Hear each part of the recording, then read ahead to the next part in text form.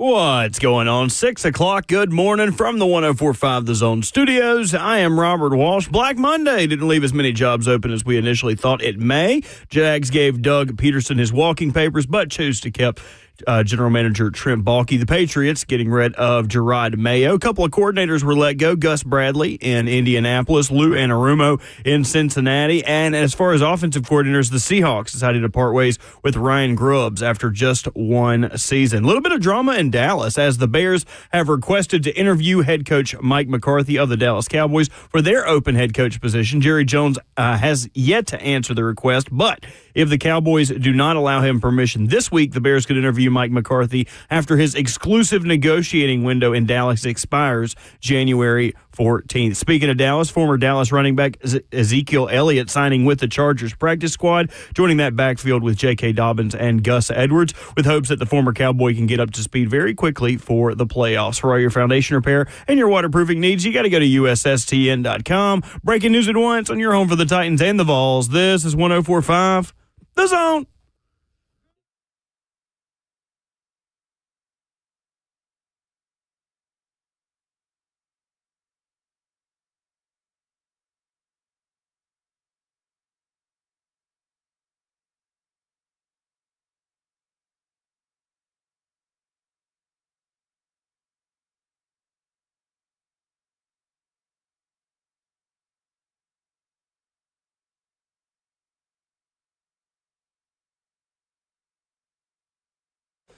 On a frigid Tuesday morning in Nashville, Tennessee, RKW begins, kicking off your morning on 104.5 The Zone. Ramon Foster, Kayla Anderson, Will Bowling, Robert Walsh at the controls. 615-737-1045 is the number, and streaming live on 104.5 The Zone TV. Coming up this morning, Austin Price talks Vols at 8:20. We give you takeaways from the Titans' open locker room, including some interesting comments from Brian Callahan about the timing of meetings in Ascension St. Thomas Sports Park, including when some might still happen, because they haven't happened yet. Bryant McFadden talks NFL and Titans headlines at 9:20 on Tuesday, January the 7th. Good morning. How are we doing? Hey, we're good. Chilly out there, and I feel like we're going to get some even crazier temperatures this weekend, so bundle up this week if you're going to be out and about. But it feels good. Crisp morning. I feel like we needed that to wake us up after a long Monday, but not a Monday where we found out much about what's going to happen up top. Yeah, no doubt. Monday was it was bad for some. It was for a few. It was bad for some, man. By the way, if y'all driving on the roads and you expecting it to be cold like that, like small cars, slow down. It's always them that's brake checking everybody. Look at you telling people to slow down. Yeah, man. Like, usually you tell people to speed let up. the big trucks roll. No. It's just, look, in the elements, when I expect it to be black ice or something outside. And there is in some spots, guys. Hey, your boy is very cautious out here, okay? Yeah. I might be pedal to the metal when it's no, I'm not. You officers who are listening to me, okay? You're a perfect angel. On the record, you're not. Perfect angel. All right, perhaps exactly, man. But happy Tuesday. We'll see how happy this continuation happens. Continues for folk who are up on jobs or not, man. Yesterday was fascinating. I did expect something to happen, but listening to Callahan was more like you can tell he hadn't talked to anybody. I'm sorry, that is weird. Not really. I think it's weird. Because I think you don't even talk to your owner after the season ends, and then you go up there and you're going to spit out all this stuff that questions are going to come at you like pew, pew, pew, pew, pew. And I thought he did a great job at handling it too, especially when it came to some of the questions about Ran and Chad Brinker, which we'll get to. But then he says, like, frankly, he's just not even spoke to Amy. I just think that's a little bit weird. It's really not, considering it's like, guys, when the season is over, because the season's so long, it is grueling as heck, though. I will say, like, win, lose, or draw, the season sucks at the end, and especially if you're having meetings, then of course that means you lost too, or your season didn't go the way you wanted to, and that means winning a Super Bowl. But what happens on days like yesterday is everybody tries to get their exit meetings in as quick as possible. Let me go talk to my position coach. Sure. Let me go talk to the OC. Let me go talk to the head coach. So that to me was business as usual. I didn't see anything out of the norm as it pertains to him not meeting with ownership, because the first thing is always going to be the product. It's the players. Yeah. So that's where because here's the other side. If you don't get some players, you're not going to see the entire offseason. And I understand that, and I understand there's only a certain period of time before you have to talk to us. Quick. I think the only thing that's different about this situation is because of the past, how Amy has handled things in different time situations where there have been coaches that have spoke, i.e. Mike Mularkey, and then gotten fired. And I'm not saying that he's getting fired, but I am just saying with the uncertainty of the organization at the top, it is like hard to say, like, you go out there without any knowing of what the owner might do 24 hours later. Yeah, and here's the other side behind it too. They got such a to me, there's levels to what they got going on, and if they did let go of somebody, you expect somebody else to get bumped up or stay the same. You're just removing the body in a sense. It is a fascinating approach, but Callahan's first off season going into it, exit meetings is probably the most important. And with coaches. Coach Tomlin wasn't in no spot getting fired or anything like that, or the GMs at the point. So ours was somewhat laid out, but Coach T was very quick with telling guys, sign up, get in your exit meeting and stuff like that. It's just a long process, and it's a quick one if you let guys go. You know, it's business as usual around here, too. You thought you were going to slink by? I did. No, we were not going to let this go. You thought nobody was going to say Birthday anything? boy! He's old as hell, y'all. Are you 21? Oh, my gosh, 39 out here. Break out the Metamucil and Pampers. He doesn't look 39. Hey, man, look. Don't crack. Hey, I actually was gonna fly low. I know you was. We're gonna get. He's gonna be all humble and stuff. I appreciate y'all. That was good. I was over here trying to actually work and go home today. Yeah, right. He's like, sneak in for 4 hours. I'm out the door. What's funny is I enjoy like surprises, but I also am like shamed by them too. Like I get real, like I go to my corner, like, oh my gosh, yeah. But I appreciate y'all. You got to celebrate. What's on the docket today? Not much to work. my other job. Okay. Yeah. To that point, I am loaded today from the time the show ends all the way through. So I got my other job up until like 5 o'clock today. So back to back. Because at the end of the season, that's right, you get everybody stockpiled, right? Everybody's trying to get in, get out. And that's the thing, too, I can speak about it from a player perspective. When teams get fined, when you get fined, they immediately take the money. They don't wait. So right now that the season's ended, like guys may be trying to get some extra over the course of the next couple of weeks or months, depending on how it goes for them. So if you got a late end of the season fine, you trying to get the money back. Have fun. But you're doing something for your birthday, right? You'll be off tomorrow. You'll get to do something. We'll wait a little bit because again, school day. The kids are back in school today. Oh, I forgot about that. Roads are going to be busy. Oh, congrats! That's the best birthday present. Straight up, straight up. That's unless the weather, like you said. I think today, tomorrow we're good. Fine. Yeah, today's fine. It's not until Friday afternoon. Friday. Yeah, but you're right. That is the best present right there. Do you hear me? I asked him yesterday. I was like, "Hey, ain't y'all tired? Y'all ready to go back to school yet?" Like, I am What'd they serious. Say? Like, no. I was like, "Yes, the hell you are." It's been like almost a month. Wrong answer. Right? Get back there. It's like that. It's only been 2.5 weeks. That's like, a long time, dude. Answer was C, both A and B. Yeah. No, seriously, Will. I appreciate that, y'all. Thanks. Yeah, the chat's on fire with happy birthdays. I mean, look it's just loaded. Look at that. How nice, y'all. I was. This is the one y'all was trying to fly under the radar with it too. Well, that could be 40. So wait one more. 40. I'm telling y'all right now. This is gonna be an entire week. Are we popping champagne for 4 hours? I'm at the entire clown, okay, in the studio. I might get up on the desk. When you're not already. Seriously, right? Seriously. But thank y'all. 39 years old, man. 39 years young. I'm 12 years older than you, Will. Right now. Right now. Right now, in this moment. 28 in July. You are, yeah. Oh, man, that's crazy. I went to school with your brother. Did you guys these are all breaking news. Jeez. Did you guys see we are closer to 2050 than we are 2000? Yeah. That's wild to me. What was, if y'all remember real quick, what was the craziest conspiracy theory going into 2020? Do y'all remember? To 2020. I mean, I remember more. You remember like Y2K? What do you mean? You don't remember Y2K? That was 1999 going into 2000. I was 3. You was 3. Oh. That was a conspiracy theory, man. Make sure you unplug that computer. Don't want nothing to happen tonight. That's exactly what it was. 3 years old. Couldn't tell you. I told somebody my biggest worry was I was big in the shoes, even though I didn't have any Jordans, anything at the time. I was told that Jordan, this is what was important in my world, okay? I was told that Jordan's Nike contract was going to end in 2020, and I didn't think I'd be able to have anybody. What? Listen, this is why conspiracy theories are what they are. You're in high school, so that's supposed to make sense. That is wild. I just thought like Jordan wasn't going to make Jordans anymore. That was one of my biggest concerns. That so and the computer stuff. The computer stuff was weird. I just remember the Mayan calendar ending. What was that, 2012? Yeah. That was the only one I really remember. Yep. That's when I was in high school. I know, but Y2K, yeah. Goodness. There you go. Now we're closer to past 2050. that, yeah. Well, to transition is today Y2K for the Titans front office. Oof. Unplug and reboot. Listen, Will. It's starting to feel that way. It is. The longer silence the situation, isn't always good. Yeah, that's what I was going to say. The longer the situation goes on and you hadn't given a vote of confidence from anybody, because only one that's really got the okay has been Callahan, Brian Callahan, that is. For now. Yeah. And that's not even official.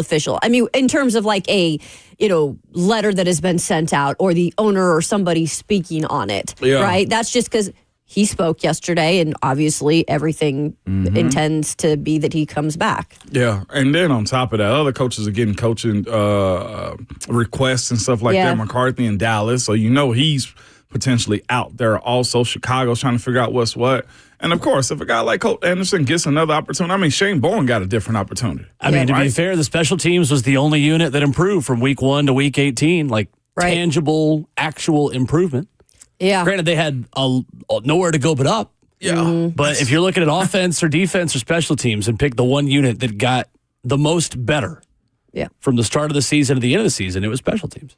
In a world of public perception, though, I wonder how much that carries because all people like to remember is the negatives, right? Yeah, I don't think it carries as much with the overall fan base than we probably think it does. Yeah. I think the diehards care a lot more about special teams than what the overall fan base is really going to get into the weeds with. Yeah, and I still have plenty of people who I see that are like, fire Cole Anderson. Why isn't he fired yet? And here's the thing, too. I think that when you look at the overall record of this team is you want to fire someone. I think that someone in people's eyes needs to be held accountable. He was always the easiest one, but I don't know if that's necessarily going to happen. 615-737-1045 is the number. What did we learn yesterday at Ascension St. Thomas Sports Park? Amy Adams Strunk has this habit of trotting people out to the media to answer for decisions that she's made that they were not a part of. And it happened again yesterday. We'll talk about that next.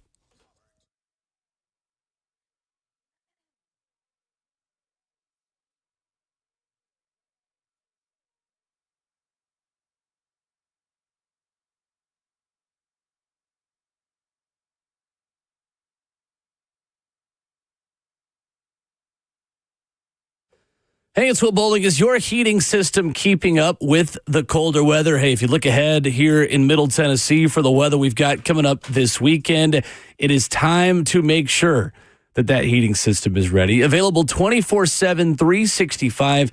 The professional Lee Company team is here to help. Their technicians will perform a 22-point inspection as well as seasonal cleaning and maintenance to keep your home running efficiently this winter.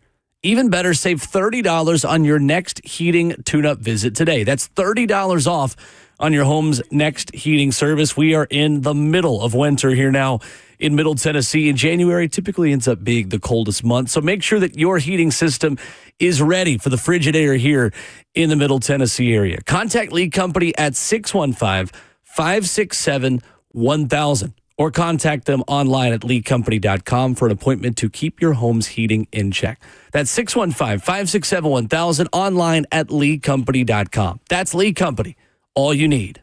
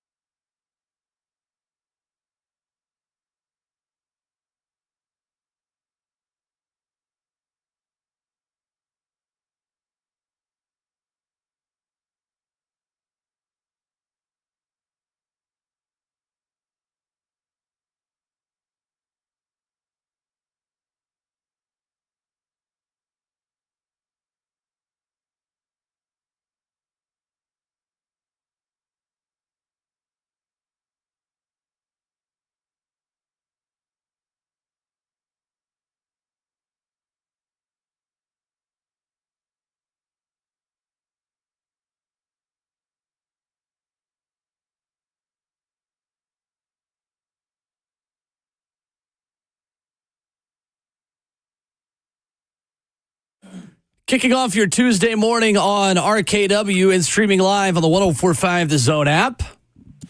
Brian Callahan spoke to the media yesterday, but that was about all we got. Other than players cleaning out their lockers, Ramon Foster, Kayla Anderson, Will Bowling, waking up with you this morning. And again, we have someone answering for a decision that they did not make or still maybe have not yet made. Brian Callahan was asked, do you think Ran Carthon and Chad Brinker are going to be back next year? And the Titans head coach had this to say. Again, I've been focused solely on the players getting out of the building this week. I know that's all the conjecture out there. Until someone tells me differently, yeah, I do. But again, that's not. I haven't had those conversations with anybody yet. I've been in my office meeting players all morning. So anything else that's out there, I wouldn't be aware of. So other than that, I expect business as usual. Is that fair to Brian Callahan, having him answer for a decision that, again, is not up to him and quite honestly should have probably already been made? No, that's why I was so angry in the first opening segment, because I just felt like he was put up in a situation, which, again, he handled it really well, where he really doesn't have all the facts yet, I feel. And you knew he was going to get some questions about Ran Carthon, and rightfully so, and Chad Brinker. But to not have all of that behind him in terms of facts, and then to have to go out there and say, well, I heard there's stuff going on, but this is at least what I know right now is everybody's still here. And then who knows what we're going to be told today. I just feel like it was not right for Amy Adams Strunk to give some sort of a heads up if there is change being made, to at least give him a heads up of, hey, you might get some of these questions. This is maybe how you're going to handle it. And maybe she did. So, Ramon, when you were a player, when would you typically have an exit meeting with your head coach, and how long do those things typically take? It would be about a day or two afterwards, after that Monday. So I'd either do a Tuesday or Wednesday. And that meeting is about 30-minute blocks. I'll put it this way. Young guys get 15 minutes. Older guys can get up to 30 minutes at a time. What usually goes into things like that? Speak about the season, and bluntly, too. Like, as blunt as you want to be about how I feel like I knew my position coach one year was going to get fired before he knew it.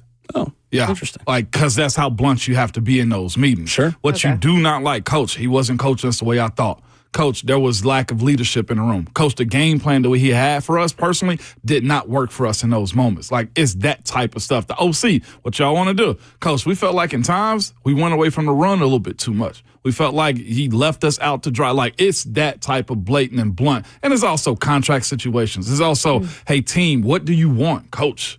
We need help. The defense got to hold up their end. Like, right. Do you want me to add 10 pounds or lose 10 pounds? Lose 10 pounds. Like all of those types of things. What's the plan for the season? Like, it's that type of stuff. And, hey, I'm probably not going to be here in the offseason. So, and that was my next question, because how motivated are guys to get those meetings done as quickly as possible? That way they can go home. It's very quick. I'm talking about by no later than most vets, no later than like Thursday. So that's the interesting thing to me in this. And I know Mike Keith was on 3HL yesterday and spoke about it, that typically those physicals and exit meetings happen as quickly as possible because guys don't stick around because they don't live here. No. In the offseason, many of them. Or they're going to Cancun or Aruba or wherever they're headed. So to your point about the physical, that happens probably the quickest. That's where guys screw themselves over because, hey, our trainer at the time was Norwig, you got me? Here's my sheet. Anything wrong? No. You need a surgery? No. Well, all right, see you. And guys like sign off on stuff really quick and end up screwing themselves later in the offseason because, to your point, I'm ready to go. Calling coach before OTAs, hey, I need to clean up. Yeah. Well, you didn't on your physical the day the season ended. Yes. So, can those things be moved? Because to me, like, we're at a crossroads here because while, yes, doing things the way business is typically done, it is what it is, right? Like, guys want to have these meetings quickly. They want to get out of town. It is understandable that Brian Callahan is tied up in meetings on Monday morning. Okay, well, then meet with him on Sunday afternoon. Like, Amy Adams Strunk, according to Paul Kaharski, wasn't at the game. Wow. On Sunday. Wasn't? Didn't go in the locker room after the game. So, if you want things, if it's that important for things to be business as usual, that is what it is on Monday. Get there an hour earlier Monday morning. Be there on Sunday night. Have a phone call on Sunday afternoon. That's the thing. I think both things can be true. And I understand for players, the routine is important, but it's not routine to have your seat be as hot as it is in the front office. And extraordinary circumstances require extraordinary details and processes. And I don't understand putting people out there so consistently to answer for things that they have nothing to do with. And that is, again, what Amy Adams Strunk did to Brian Callahan yesterday. And I don't think, and I know the world is not fair. I know that. I've been told that 60,000 times by my grandparents growing up. But I just don't think it's fair for a new head coach that has already been dealing with questions about his job security, first and foremost, to go up there with not all the facts. And like Will said, there's always time to at least have a 20-minute conversation. Like, we're still figuring things out. You know, your job is safe, but we're still trying to figure out other things. Here is how you handle it. Do you want maybe to push back your media availability a day I don't think or you can so, do that right? Because that's going to raise even more questions. Well, but there's so many questions already. I mean, we have so many questions still that are remaining after he spoke. There's no process of how things happen within this organization cleanly. It leaves us to sit here, and it's great for our jobs to speculate. It leaves the fans to speculate. And this has been 2 days where a lot of teams just wiped themselves clean of either their coach or said their coaches or GMs are coming back yesterday. That if true, reported that she did not show up to the game, unless there's a funeral, a death that just happened. I don't know, maybe I'll throw a birthday party in there. Maybe I don't. You mean yours? Party, no. a grandkid's christening or something like that, right? Like, unless there was like that level of importance, like, I will say this. You have to be in a position. And I want to get the routine, I want to get the facts straight real quick. Okay. Amy Adams Strunk was not on the field before the game and did not go to the locker room or anything after, just straight to the car out. So she was there. But she was not on the field, was not seen in the locker room. That's the first time she'd strayed from her typical game day pattern, according to Paul Kaharski's reporting. Okay, well, here's the thing then. I want to make sure I got the facts right. If that's the case, there's an owner suite, and there's also, I think, places where the GMs watch also. So maybe they had an upstairs conversation, you know? Like, as the game was going on. So I don't know if that happened. Maybe these guys know their fate already as it pertains to what's going to happen moving forward. And again, Callahan is in a position where, hey, you're fine. You like your job? Well, don't ask me any questions about my business decisions. If that is the case, though, too, then that sucks. You're right. It seems as if getting to the original point, Will, of like Callahan speaking too, like, just go out there and be a good little soldier. All right, we'll keep you in the loop later. Like, that is unfair. I felt also, too, last year, Ran was thrown in those situations and the Mike Vrabel firing, too. God. Like, there was no cover for a guy that had to take public heat. No. It's the same situation as it was a year ago when Mike Vrabel was fired. Ran Carthon was trotted out there to answer for something that he wasn't even in the room when it happened. And do you think that's why a lot of the hate has actually gone towards him about his job performances? Because it's like, I don't think so. The reason. No, I don't think so at all. Ran Carthon didn't fire Mike Vrabel. No, but it was parade. To your point, like, just go be a good little soldier and talk. This is a confusing pattern. It is, and it's a pattern consistent one, though. A consistent one that's not equaling in results either. In terms of how you're dealing with it. It's a bad look for ownership, is what it is. Yeah, back-to-back years. It is ownership that continues to hide when the biggest decisions are possibly being made. And if this wanted to be handled competently, then do what everyone else in your division has done and either release a statement on Sunday afternoon to say Ran and Chad are or aren't there, and then speak before Brian Callahan does. Get it all out of the way. Amy Adams Strunk could have easily done a Monday morning press conference after announcing her decision on the front office on Sunday afternoon, because the Texans game isn't changing anything. No. She probably knew what was going to happen. And if it is the case that the Texans game maybe forced her hand to make a decision she wasn't already going to make, then that's a problem. That's a big problem, because Week 18 against the Houston Texans backups shouldn't be determining something that has already been decided or should have already been decided. What I think is interesting is Brian Callahan, when asked about Chad Brinker's role within the organization, I thought this was an interesting answer about what Chad has done and what the quote-unquote collaborative process has looked like within the organization all season. Chad was involved in all of it. You know, Chad's Chad's he's scouted before for a long time. That's what he's done. His background is in personnel. It's in scouting, but he's also got unique experiences, in the business side of it with his time in Green Bay, and has a really good feel for what the structure of an organization should look like. And yeah, it's really been the three of us sort of all the way along. From the time I got here and all the way through the season is.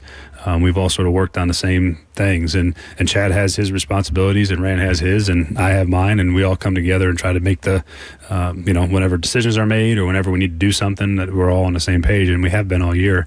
That part's been really, really fun for me. I've enjoyed that part because I think Chad's got unique experiences, unique perspective, and so does Ran. I think they're both really unique people. I'm glad we have them. So here's the thing on that. If you all collaborate together, you all win together. You also all lose together. Mm-hmm. And the thing about collaboration is when it's bad, you all share it. Yep. Which, again, bolsters the argument that the worst thing Amy Adams Strunk could do would be to let go of one part of the organization today. Yeah. Because, again, as long as we go with silence, I think the more this gains steam that somebody is not going to be back who is currently here. Mm-hmm. And I think specifically in that front office. Yeah, and that's why this is already going in the direction, like you said, if whatever gets announced and one person, it sounds like, will be leaving, if that is the case, I think that's the worst thing you could do, you guys, because they came out in the beginning of the year to restructure how things went with, who reports to who. Ran reports to Chad. Chad reports to Amy. Mm-hmm. Brian Callahan reports to all three of them. And now you're going to break that down. You're going to chop that whole structure down after you went in and intently did this specifically because of the John Robinson Vrabel era did not work out. There was no structure to that. And after 1 year and all the newness that comes along with it, including that structure, by the way, that seemed to be working for the most part in terms of the team collaboration, working together. I know the results weren't there in 1 year. You're just going to chop that down. And so then next year, when they hire this GM or whoever they decide to hire, if that is the case, and then you bring out a whole nother structure and all these other fab words that they're using, what will it be this time? We've used collaboration. What's the other words that I don't want to hear that. Synergy, 2025. Yeah, synergy. And then that doesn't work out next year. Then you chop down. Do you get what I'm saying, guys? That's madness. What sucks is hearing Coach Brian Callahan speak about the three amigos that they are. That's Chad, Ran, and himself, on how they sound like they all get together. And it sucks for a guy to be in his first year to have this type of, chaos and uncertainty behind it. It sounds to me that Coach Brian Callahan is speaking from a football perspective. He's like, we're fine. Yeah. Everybody has a role. We're good. And what sucks is if this is an emotional decision, if this is hey, I'm not happy anymore after 1 year of losing when you knew you weren't going to be that good anyway. I don't know if the messaging we got publicly was the same to her privately. As if they just went to Miss Amy or whoever is making these decisions, right? And saying, hey, we're going to be competitive and win. Hey, Vegas said over under 6 games. Oh, we're winning 7-9. Now, if they did that and she's upset about, how the season went, well, there's many owners in the NFL that's dealing with the exact same thing. They had the same type of hope. And that's, of course, look at the Jets situation. Look at Chicago situation. Like, you can't really paint pictures on how the season's going to go. And if you react in these type of ways, non-football people, meaning ownership, telling the football folks downstairs how to operate or what they should be doing, and there's constant change, that right there, you'll never be good. Respectfully, that sounds like Haslam, right? Yeah. Trying to constantly find the quick answer, the quick fix, the quick win, the franchise quarterback of Deshaun Watson.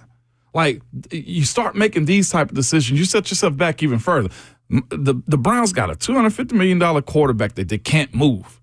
And now they might end up trying to draft another one. And then, of course, you fire coach after coach and quarterback after quarterback. Like, at some point, let the football people do the football things. I personally do think Callahan can be a good coach. Sure. I think he's got it in him, but I don't think this process right here helps. I think Ran Carthon can be a good GM. I do too. I mean, let's say this too. You hired him. You knew that he had never been a general manager before, but you hired him and you have not, in my opinion, given him enough time to do what he needs to do with all the moving parts that have happened around him too.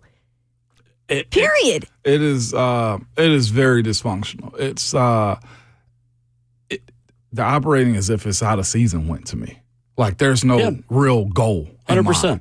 You know, and that right there has to be frustrating. So if I was a player, like, I ain't gonna lie to you, it wouldn't shock me going into this offseason. I said it before. It wouldn't shock me if a guy like Jeff asked for a trade.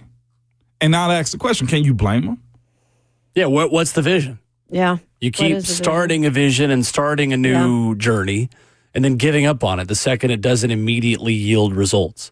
I think the challenge is, why would Brian Callahan be given the ability to improve and dig his way out of this, but the other two guys who he's working with every day aren't? Right. That's where I struggle with this, because I feel like the way the order of operations have gone so far, we don't have a statement on the security and status of Ran Carthon and Chad Brinker. We have heard from Brian Callahan. We have not heard from anyone in the front office. That, to me, points to a change being made in the front office. And until we hear from Amy Adams Strunk, that is the most likely scenario of the way I see this ending. And we've gotten questions in the F&M Bank chat, and AJ asks, like, well, if they're not firing anyone, what do they have to release? The same thing that Indianapolis did, the same thing that Miami did, the same thing that the New York Giants did. When you go 3-14 and lose this much, everyone's jobs are on the line every year in this league. Coach Mack says it all the time. Every day is a job interview in the National Football League. I want to know what the outcome of this year's job interview is. And until we know for sure, then absolutely, we're going to be left here to speculate and talk about it. And Amy Adams Strunk knows the speculation. That's the other thing. Like, she's not totally deaf to this conversation, to these conversations. Like, it is in her best interest and the organization's best interest to give the fans clarity. Real quick, if there is never a statement given out, let's say, I'm just hypothetical, right? That, you know, there was no firings, or we decided to keep everybody in-house and it just goes quiet from that end. I still am questioning, though, why haven't we heard something from upper management, at least like, hey, it was a tough year. This is what we're looking to do moving forward. Like something speaking in front of the organization, whether that be Amy or somebody right below her, Chad, I don't know. But there's got to be somebody at some point, even if there's no firings, that comes out and says something. And that's the thing. Like what you said it a second ago, like when you 3-14, like answers have to be had. Like questions will be asked, right, about what it means moving forward. Like legitimately, you had Robert Kraft yesterday emotional, speaking about the firings of guys, right? And he took accountability. You also have Jerry Jones who speak. Shad Khan also said, hey. GMs always speak after the season. They always speak, or even ownership, right? We just don't know who the GM is here. And that's where we're getting to, I haven't heard from anyone. Like and here's the other part of it too. If I told you, and we said it yesterday, Rappaport, Schefter, and Pelissero, they get information, it's probably not out of thin air. The information that they got this past weekend was, hey, Schefter's on the big network saying Brian Callahan's safe. And Amy, ownership is not happy. Remember, that was the other one. Where did that come from? Right. It's coming from somebody who's in upper management. And that's all we've heard. But and that to me to the same point, like if one is safe, tell us about the other two. Yeah. Commenter on YouTube says, did she ever come out and say every year they were retaining John Robinson? Well, John Robinson never went 3-14. Yeah. There was no need to. That's a difference. The proof of his work clearly told us that he was here until one day he wasn't. And she did tell us they weren't retaining John Robinson. So totally different situation. It was never this bad under John, which is, part of the reason why we're here now. Yeah, it is. They keep hitting the reset button over and over. And the more you hit that, the more you change the variability of what could happen in any given season. The more you lower the floor as you try to raise the ceiling. 615-737-1045. Who made the worst decision in the NFL yesterday or over the last 48 hours? We'll talk about that next.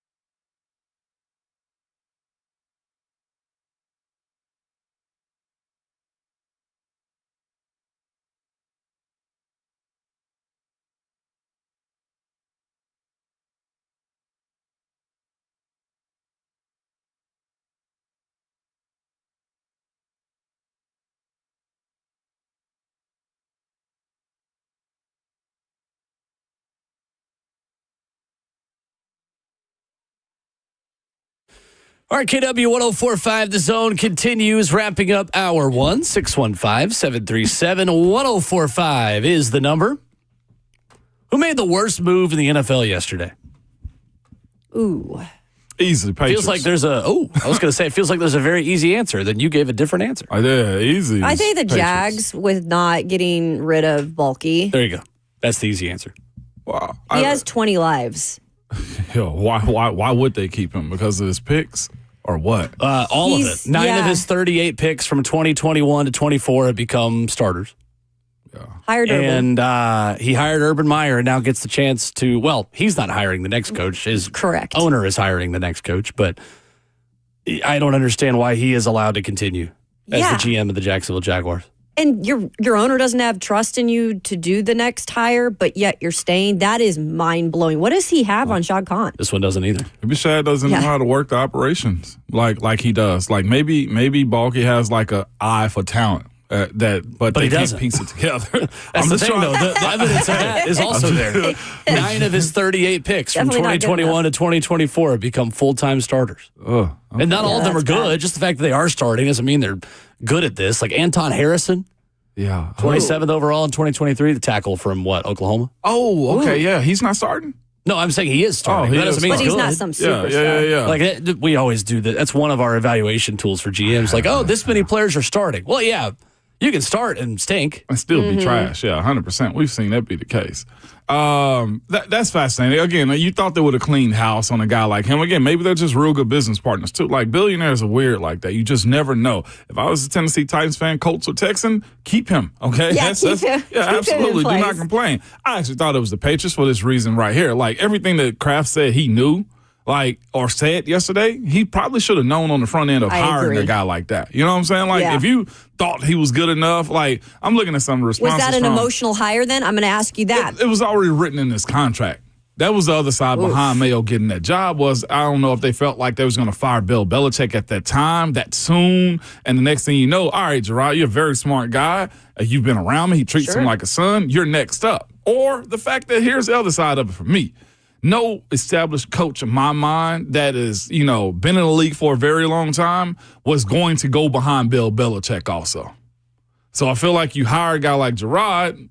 If he does well, cool, we got us something. If he's bad, it's easy to fire a dude that probably never saw himself in that position that quick, and then you can go find the dude that you want. That's why I thought it was a bad one, because he apologized and crying and stuff like that. I just thought that he somewhat put a black cloud over a young talented coach that needed to probably be a position coach or DC a little bit longer. And I can't see anybody right now like touching Gerard Mayo on an NFL level with that hiring as a head coach. I mean, he also had a lot. Yeah, right. I said on the NFL level. I know you did. He also had nothing to work with either. I mean, that roster was worse, I think, than the Titans roster. Besides the quarterback that got a little bit better in Drake May, but other than that, like, he was working with nothing too.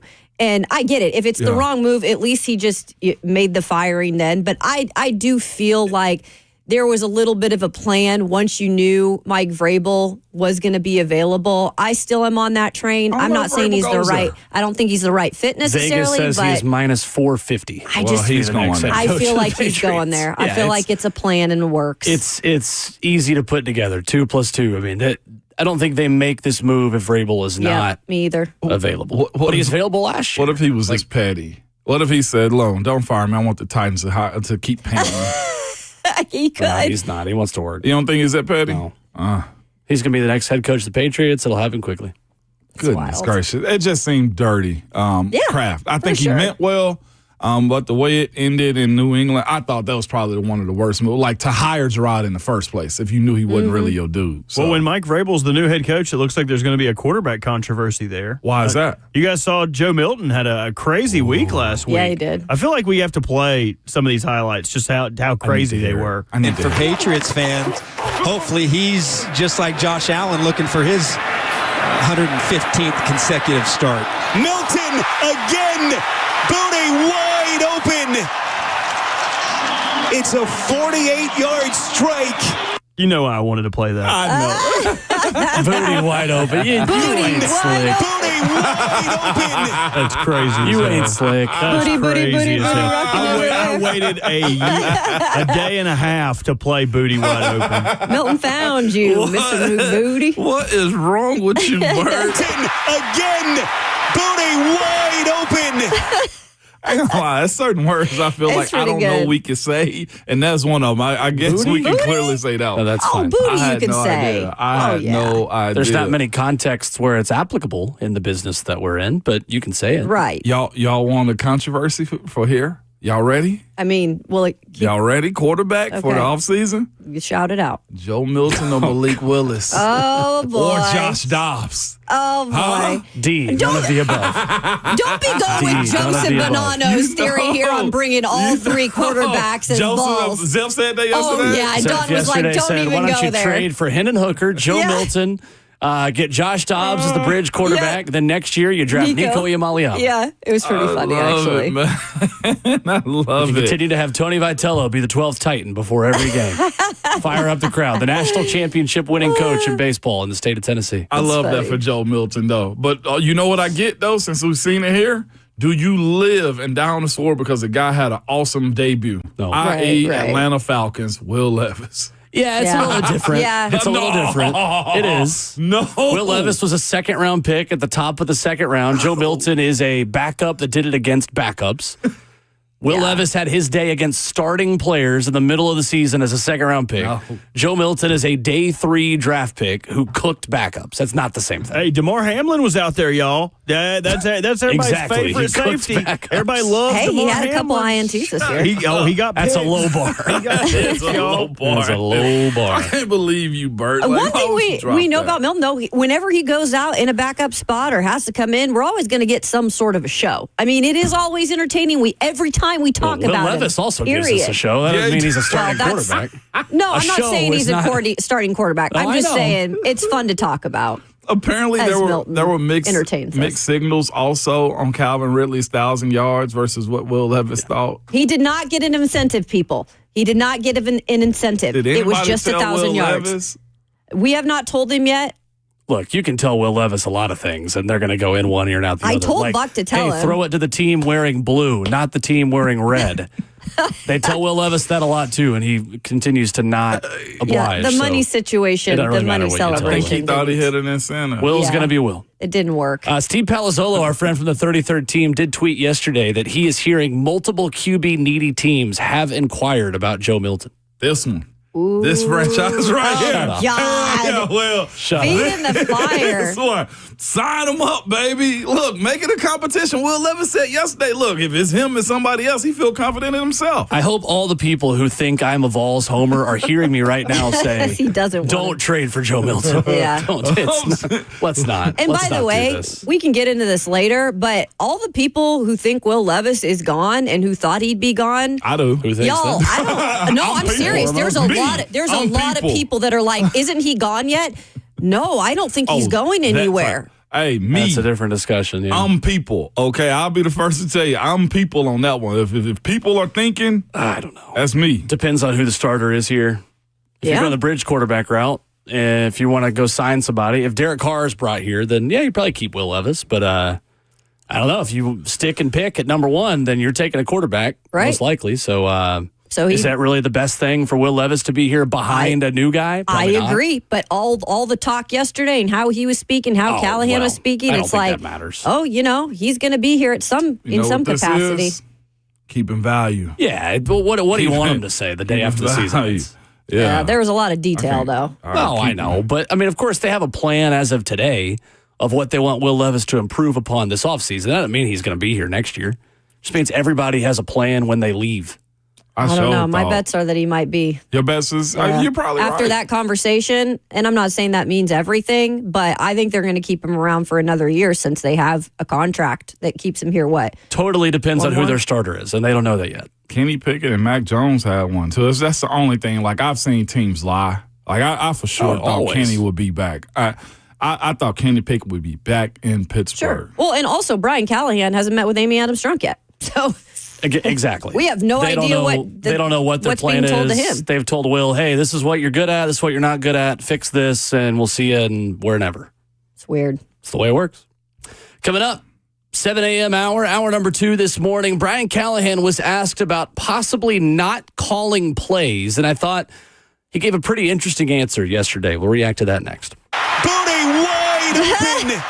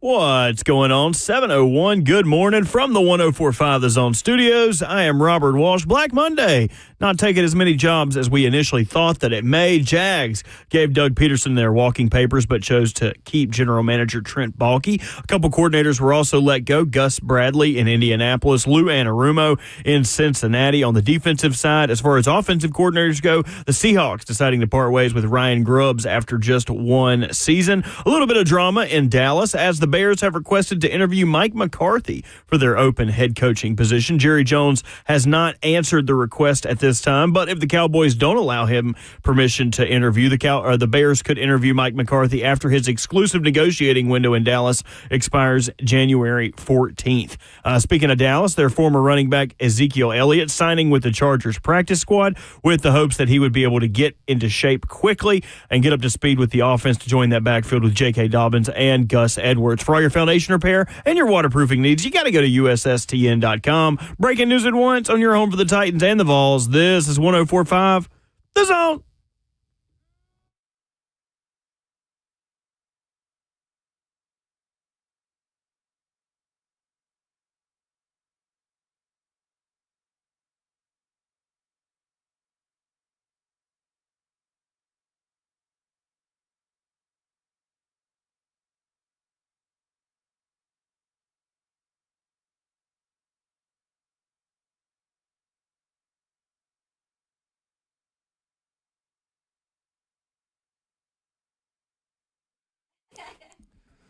Seven a.m. and hour number 2, getting started on a Tuesday morning edition of RKW.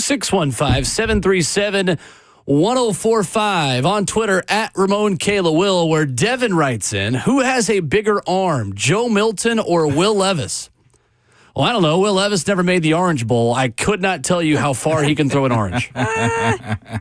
Could not tell you. He made the he made the Trans Perfect Music City Bowl. How hard can he throw a guitar? There you go. 615-737-1045. The birthday boy, Ramon Foster, Kayla Anderson, Will Bowling, Robert Walsh is our producer on a frigid Tuesday morning here in Nashville. Best producer in the world. In the world, Craig. What you need? Or were you talking about Slay? No, I was talking about you. Oh, that's me, baby. Slay's definitely not a producer. Well, no, but I don't know if you heard the promo or not, but he slid back here one day and thought that because he pressed some buttons, he was the best producer in the world. Look at that. And you know what? To Slay's credit, anything that he's tried to do, he's succeeded at. So I'm glad that he enjoys being on the other side of the glass because he probably would be the best producer. Take your job?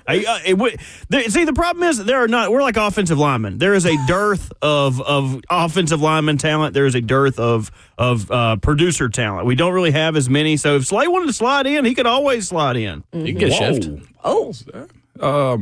With that being said, I'll tell you something he wasn't good at, and that was playing football because he had to go over there and play basketball for a little while. Now, he got good at that, okay? He wasn't just, I'm open down the field like he said he was Randy Moss. Until we see tape, I don't believe it, okay? What would he have played? Tight end. Tight end for Proco and Firebirds. He did win a state championship. So Maurice Fitzgerald. He was good at it. It was, it was pretty Maurice decent. Fitzgerald. The GOAT for real, Absolutely. right? Heard more about him than I have my own football coach at times. All right. No, I lie. My high school football coach did hit me up this morning. Yeah, he hit me early. Him and Miss Kim sure did. Well, Bryant Callahan was asked a lot yesterday. A long press conference as locker room clean-out day happened, and the Titans wrapped a bow on a 2024 season I think all of us are glad to see come to an end. And Callahan was asked about play-calling duties. Was asked, are you willing to maybe give up play-calling duties? Is that something that is on the table? I thought he gave a very interesting answer to that question yesterday. Yeah, I think I'm humble enough and open enough that if that's a change that needed to be made, I would make it. Right now, though, I do feel good about that process. I love calling plays on game day. It's part of where I find a lot of joy in the football process. But, I'm never going to close the door on something if it makes us better. But as of right now, no, I continue to anticipate to see myself calling plays and doing that part of the operation because it is the part that I enjoy quite a bit, and I love game days calling plays. So, but again, if it makes us a better football team and I need to devote my resources elsewhere, I'm always open to those thought processes. So, but right now, no, I don't anticipate that changing. So it doesn't sound like this is something that's on the table. Guys, should it be? Here's my question, though, real quick, before I even answer that. Who is going to tell him that you need to forfeit play calling, responsibilities, even if it is something that's going to happen? I don't know if anyone has to tell him. And that's what I'm saying. If it's that big of a problem, who would tell him? Ran? Or that's a question I have, and especially with the uncertainty, I don't even know who would say, "Hey, you need to relinquish your play calling responsibilities." I necessarily don't think at this point he needs to do that. That was first time thing for him, doing the head coach thing and the play calling and all the other things that go along with those responsibilities. I think he definitely learned some stuff this year, and he's going to go back and deep dive into a lot of stuff, film wise and everything, to help him be better in situations that we saw him maybe struggle in this year. And he had some mishaps in the last game, too, of this season. So I don't think right now you need to do that in terms of, giving up your play calling duties. But I do think he's got to learn from certain situations. Absolutely. I think who gives him that answer is probably himself, self-awareness. And also, too, if it's bad, then that's usually the first step of a firing, too. Right. You start relinquishing responsibilities and stuff like that. I wish he'd just be completely honest, though, too. Like, you tell your mama, give up her mom duties in.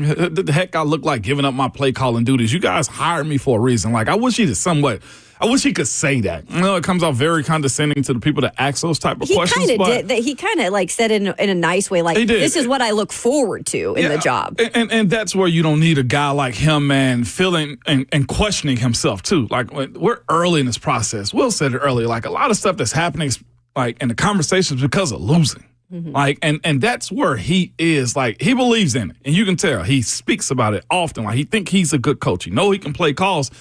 And what we don't do sometimes, well, a lot of the times, we look at somebody to blame, and it's usually the person that's in charge. For a guy like him, like, I don't think he had a healthy enough, talented enough roster to actually, give out his plans and see it through. Like, and that's where it is. These questions got to be asked. He's got to answer these type of questions too, but it's still too soon, in my opinion, to say, yeah, you need to be giving up responsibilities. I think he needs to learn quick? Yeah. He acknowledged a lot of that yesterday on, like, little small stuff, on, like, spending time with the defense. That was the other thing I was going to mention, Moan. You're exactly right. That was one thing he was adamant about saying is, I do need to give them more attention throughout the week. Just popping in meetings, really. It was almost the opposite of, like, what we knew of Mike Vrabel, where he kind of tried to overtake everything. For Callahan, he wants to sprinkle himself more throughout the week on both sides of the ball. I see a comment in the F&M Bank chat off YouTube, man, our YouTube chat. Jordan says, man, first-time play caller, then he replies back and says, learning on the job. Yeah. We brought that up, I feel like, part of the season. Did we not? But here's the other side of it, too. That's also another one of those tales that should have been said earlier in the year. Yeah, we got a guy that's figuring this out, and we are too. Let's use this R word, rebuild. Like, everything was made out to be an expert in how this season was going to go. And I think that's one of the most fatal flaws that this 2024 season had for the Titans. It seemed as if it was going to be more perfect. And that is where you got to somewhat check yourself in the offseason and really sit down and evaluate what your true potential is. There was times as a player that I knew, man, we'll make the playoffs. This ain't a Super Bowl team. You know it. You know what I'm saying? And coaches got to be transparent. And if you can send that messaging out with having a fan base staying engaged, like, you know who the good teams are. You know where you should be competing at. You just don't want to go below that line. Right. You took your lumps this year. That way Brian Callahan can learn from what went wrong and apply something different next season in terms of play calling. Like, who else is going to call plays? Yeah. You want another first-time play caller to learn on the job again next year? Like, if you don't want Brian Callahan to call plays, just fire him. And that's the decision Amy Adams Strunk made last season, because there were coaches the Titans could have brought in who were CEO types. They could have talked to Jim Harbaugh. Yep. Now, Jim Harbaugh might not have taken this job. Probably wouldn't have. It sounded like he was L.A. all the way, but the Titans weren't even interested in Jim Harbaugh. Amy Adams Strunk wanted a quarterback-centered whisperer to develop Will Levis and come in and be a quarterback offensive scheme guy.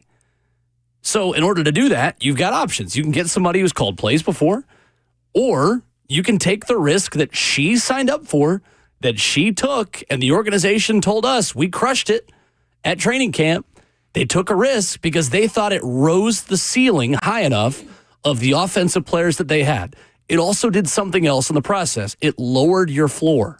Mm-hmm. It gave you more variability of what you could be as a team because you got tired of how low the ceiling was under Mike Vrabel. That's all that happened. Right. That's the simplest way we can put it. The Titans' ceiling under Mike Vrabel got so low and you were so mediocre, you took a risk to say, we want to be great, but we're also going to risk being really bad in the process as a part of it because we're going to hire somebody who's going to have to rise to the occasion and get better. And now you have to wait and see, can he get better? Yeah.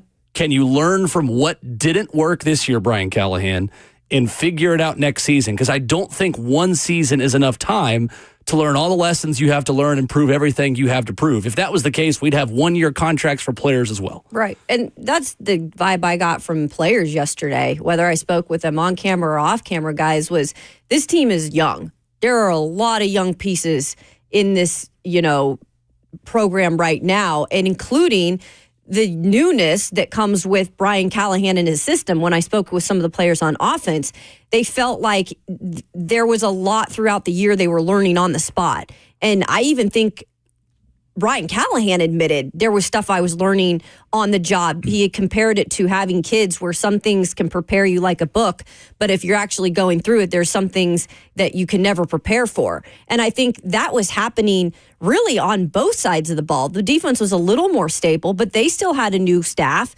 They still had pieces that were new. So when you look at it, the newness overall, it didn't work right away, right? It needs time. And then here's the other thing, too. You can't treat this thing like a microwave dish. Like, you just can't.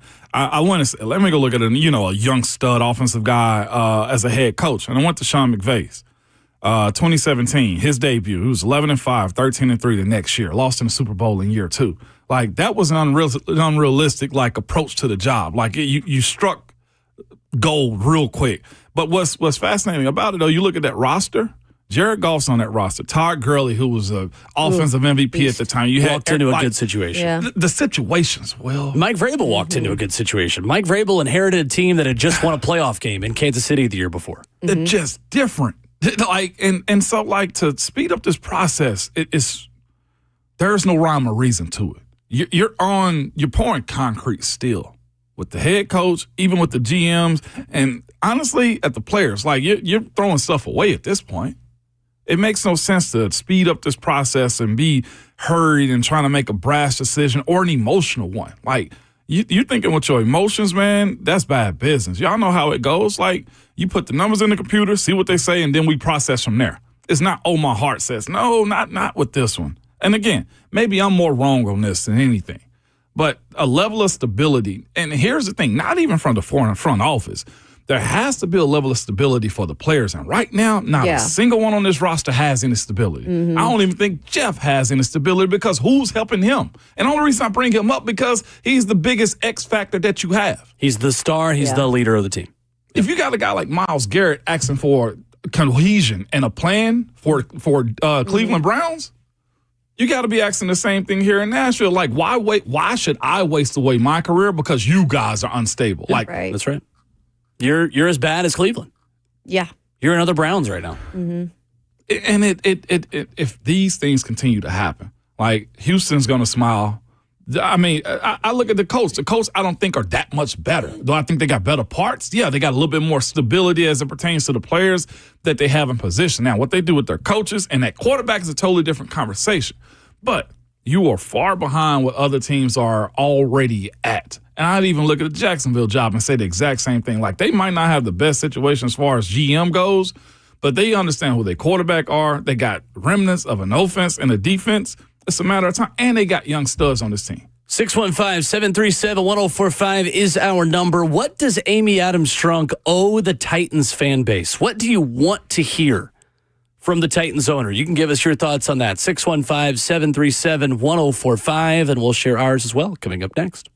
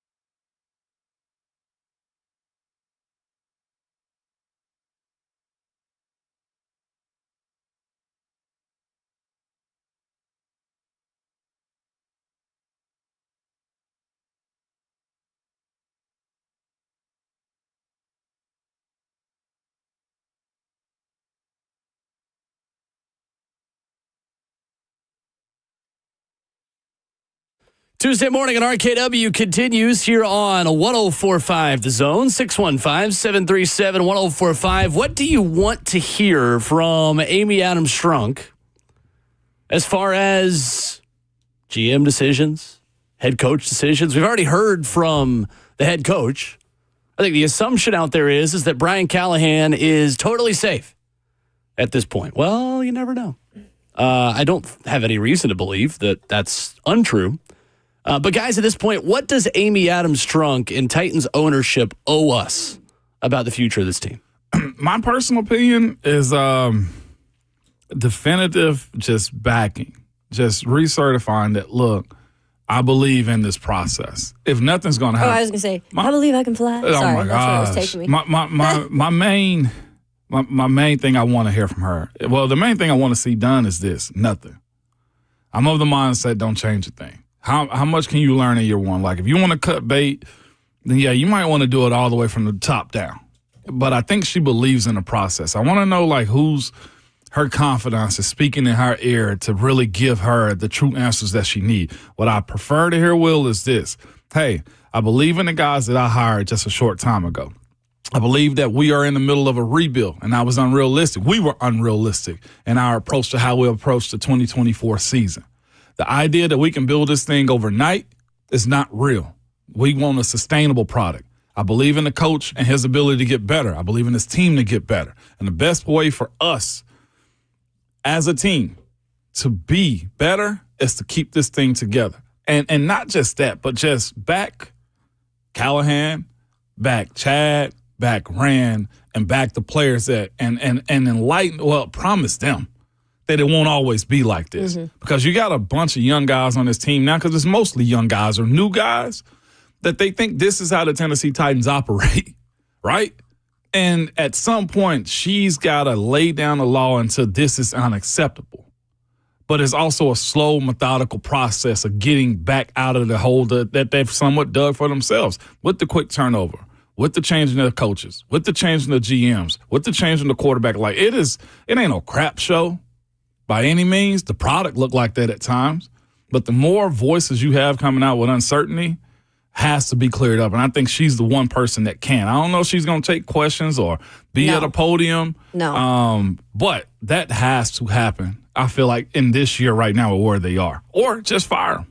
Yeah, I just want to hear something. That's all I'm asking. And I feel like I'm not owed anything. I'm not a fan of the team. I cover the team. What are fans owed? But fans, I think, want to hear something. And that's what I've heard from a lot of fans that are on social media, or even fans that have called into the show, is give us something in terms of what direction we're headed in this next season, especially now, guys, since they have the number 1 overall pick. I mean, that is a big thing to have that can, quite frankly, change your franchise, or you could whiff again. And the history has not been great in terms of recently with picks. And so number 1 is like a golden egg, and you want to make sure you keep it intact. And so I think to hear something from Amy in the next couple of days is a big deal, guys, whether it's a statement or her going with Mike Keith and doing, something that she's done before and addressing the keynotes. This is why we decided to keep Brian Callahan. We're going to believe in our process of what we said last year when we put all of these guys in place and the structure of it. It's been a rough year. I apologize to fans that it wasn't the winning that we delivered. We were supposed to deliver, at least, but give us some patience. That's almost what I want to hear from her. Give us some time. Give us a little grace. And that's, I think, what she could say to the fans is like, okay, she believes in the process at least, so maybe we should. Is an interview enough? Is an interview enough? Compared to what? Well, like a question. Compared to a press conference, compared to a press release, compared to, I think we have to admit we're just never going to get that press kind of presser from her. I just don't think we are. I'm being honest with that. Okay, but is that enough, though? I think it has to be. Well, it does not have to be. No, I don't think it will be. I think addressing the situation right now, at least to say what the hell's going on, is enough in the current state. I don't. She needs to answer questions. Questions for the media. I mean, I don't care if it's not going to happen. It's what needs to happen. At this point, the amount of big decisions that she's made that her counterparts and other owners would not have made, you have to face the music and be publicly accountable. And I don't care that it's probably not going to happen. I'm going to stand out there and say that it needs to happen. Amy Adams Strunk needs to answer to the media. And I know that it's up to her. She doesn't have to. But that's what I, as a fan, want to hear. Face the music and understand that if you are willing to make bold decisions, those require bold answers and things that have not happened before. Yeah, I mean, I'm just trying to be realistic about it. And I understand as a fan, that's the utmost thing that you'd want from her. Absolutely. I just don't think her past has ever shown, or the way that she's, has said she doesn't like to come out really and be confronted with that type of stuff. I think you're right. I mean, when it all comes down to it, that would be the greatest plan of all. If she could sit in front of us and we could spit questions out at her, we'd all love that. I just don't think that will ever happen. If a change does happen with one of the GMs at this point, because they said Brian Callahan was going to be fine, then yeah, I do think a podium situation, a podium showing should be a part of what moves forward. I do. I'm of that mindset now to where, like I said, I've somewhat been on the optimistic side. Like, she can do what she wants to, but she can still. But like when you're talking about a team, and you ain't got to give like real definitive answers. No, what I'm saying is I'm answering Will's question. It's like you don't have to give like real definitive like blueprints to what you're trying to do.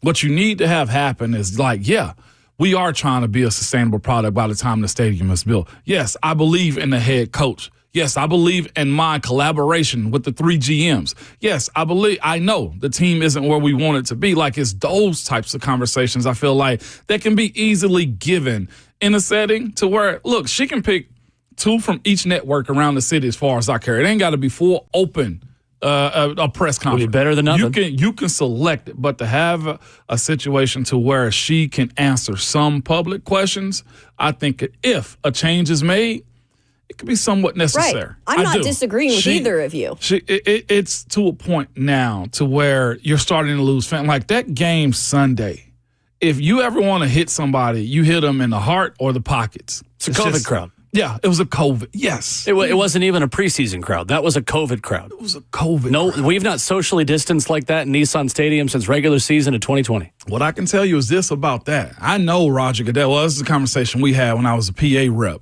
was the goal for the NFL is $27 billion by 2027.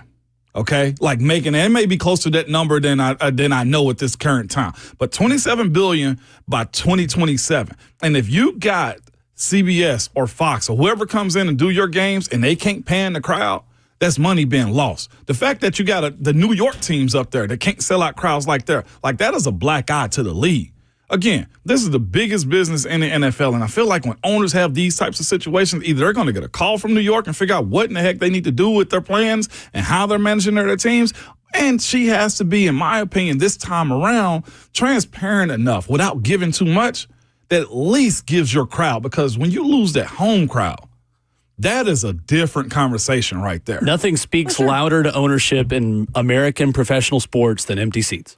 Yeah, and you've got a new stadium, like you said, coming where people are paying a lot of money to see some sort of product by then. I'm not disagreeing with you guys on what you're saying. I'm just saying the reality of it, from what I've seen in the past, from how this operation works, she is not going to sit in front of us and answer questions. I believe you. And maybe she shocks all of us. Maybe she shocks all of us and, does that. But that's part of the issue, because if it hasn't happened yet, then is that a problem when you're franchising in this dire need of some sort of leadership of a statement, or just where this direction is going in? I mean, can someone change your mind in that aspect of getting out in front of? She's also never fired 3 different people in 3 different seasons while they're building a stadium. That's never happened before either. So it's time for things that have never happened before if you're going to make decisions that you've never made before. If they do end up getting fired. And again, this could all be a moot point. And exactly. She could release a statement to say, Ran Carthon and Chad Brinker will be back. Brian Callahan is our head coach. We are moving forward into the offseason. To me, though, this just becomes fishier the longer we go without hearing anything, because it's how the Mike Vrabel situation played out last season. Right. And we're going off of what we've had proof of in the past. And just what we hear, just talking to people and hearing the rumors and all these things. Like, It is very much up in the air with the Titans front office right now until we hear from Amy Adams Strunk. And you can't have that be the case, man. Like, good ownerships, right? Good partnerships. There's open communication and everybody's on the same page. And that's why we're speaking about more than just football stuff. Like, Coach Callahan didn't do a good job, but why do we continually have to speak about ownership? Like, that has to be deaded out, like, as soon as possible. Like, I don't know what the Hunt family's doing in Kansas City, and it's easy because you're winning, right? It's easy because you're winning, but you have to be able to just focus in on the game. And I feel like there's so many more decisions that are made around the football field than it is, like, any other place almost. Well, but we talk about owners, though, because they involve themselves in what's going on the football field. And Amy Adams Strunk is a major storyline into what the on-field product is. Yeah. So we talk about her because she's the one that fired John Robinson in December when the Titans were still in position to win the division. She's the one that fired Mike Vrabel, who was NFL Coach of the Year a few years ago. And I'm not saying that he should have kept him. He's 6-18 in his last 24 games. But again, like, she has made some big decisions that a lot of other owners would not have made. So she becomes more in the spotlight when she makes those decisions. Right. And like Shad Khan came out down in Jacksonville and he clearly split the hairs in half. He kept Balky and he let go of Doug Peterson, but he at least came out and said, this is the reason why. As stupid as some of it was, at least he came out and gave his explanation. And I think, again, we're waiting on that. Maybe that happens in the next couple of days. But it just, for the next few days or the past 2 days that we've had, it's just been like, that's why there's so many questions and we're putting so many things out there. And fans are doing the same thing because we just don't know. So for this front office, for Chad Brinker and Ran Carthon, if you're making the argument of why they should be retained, why those guys have earned the opportunity to make the number 1 overall pick and stick around, what is at the top of your list? What is the biggest positive out of the Ran Carthon, Chad Brinker era that says they need to stick around? They hadn't had enough time to go through with their plan. 2 separate head coaches already within 3 years. I do think in conversations that Chad has had with us or with other networks too, he and Ran knows how to find talent. He said it before, like, they need more draft picks because here's the thing. He's been in places, Chad, as far as Green Bay, to where they know how to draft dudes. And he said it. We hit on the back end of the draft more times than on the front end, and that covered what we did in Green Bay. And also with Ran's side of it, I've heard Chad brag about Ran on how his ability to close and get guys in the building that probably wouldn't come to, he said that even come to Tennessee. That's a good point. And he's able to close those deals. Like, you got L'Jarius Sneed because of conversations that he had. You got a guy, right, and Aziz Ashir because of Ran. And he played well for this team. You got a guy in Calvin Ridley that everybody was screaming at the top of the hills, screw you, Jacksonville, we took your best player. Because of guys like Ran. And Chad has said he's one of the best closers he's had. His ability to find guys that want to be in a place that's probably not that advantageous, not that optimistic on play, is a skill that I think both of them together have. Now, their evaluation process of the people that they've gotten, I think has been solid. Has it been perfect? No, absolutely not. There's teams all around the NFL that have struck out on free agents. That's just how the game goes. But when you look at the folks that they brought in, barring a football injury, I don't know what L'Jarius Sneed's injury actually is, but when you look at that side of it, the draft that they've had in the last couple of years, and the guys that have contributed to it, it doesn't warrant a firing to me. Yeah. Only thing that warrants a firing is the losing. I agree with you. I think the time just is the biggest thing for them because it's a new structure of even how they've put things together. This was the big structure they rolled out. I mean, they gave us a pamphlet on it pretty much of like what everybody's titles were so that there was no in-house fighting with these positions. What even that, though? And, well, we don't know exactly what's going on, though, because we haven't heard from anybody. But what I'm trying to say is what the one person we've heard from at the end of the season is Bryant Callahan. And he said they worked well together.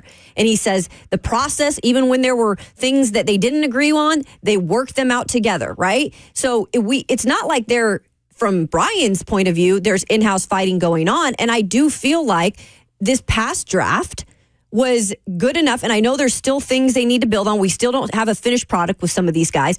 I'm sorry. I was impressed with the past draft class.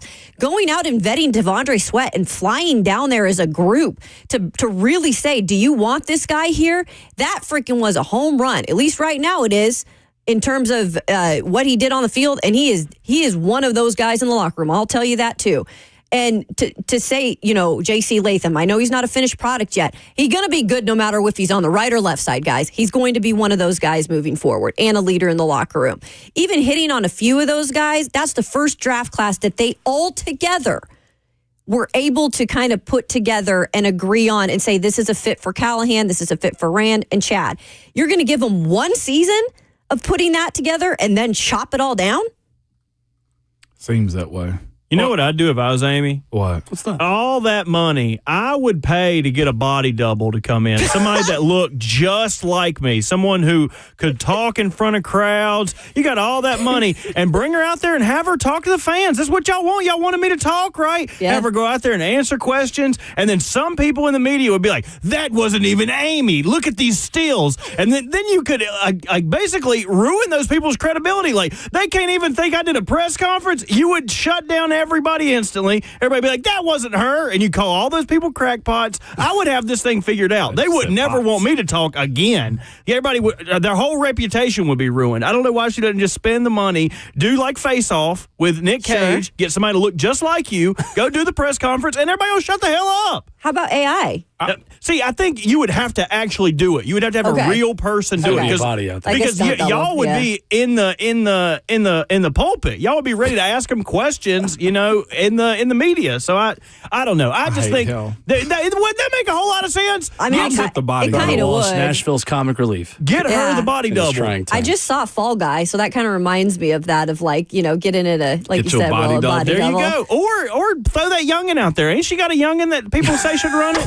Throw that youngin' out there. Let the kid answer some questions. What do you think? We sucked. Let the kid get the real answers. Can I add more context to why you are where you are right now, too? I sent it to our group chat. You want to go to break? Oh, you did? I go to break? Sure. All right. Well, no, I'll do it. Bye. Screw it. No, absolutely. Bert just hit us with something. But here's the 21 and 20 and 21 draft. Can we go through it real quick? Let's do it after the break. Let's do it after. So after the break, more of your phone calls as well. We'll get to John. What do you want to hear from Amy Adams Strunk? And what's the biggest reason why Ran Carthon and Chad Brinker deserve another shot? That's next.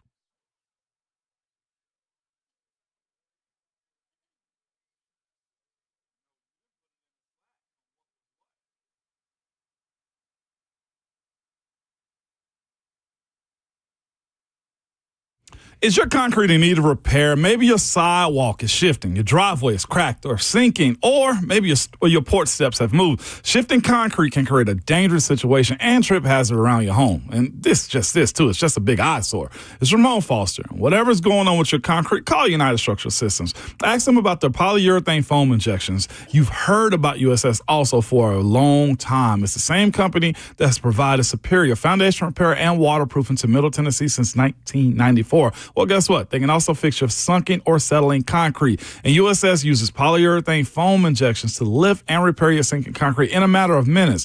Lifted concrete can be walked on immediately or even driven on after 30 minutes. So don't go through that long, expensive process of ripping out and replacing concrete. Reach out to the folks I know. You can go to USSTN.com. That's USSTN.com, or call them the old school way at 615-488-7855.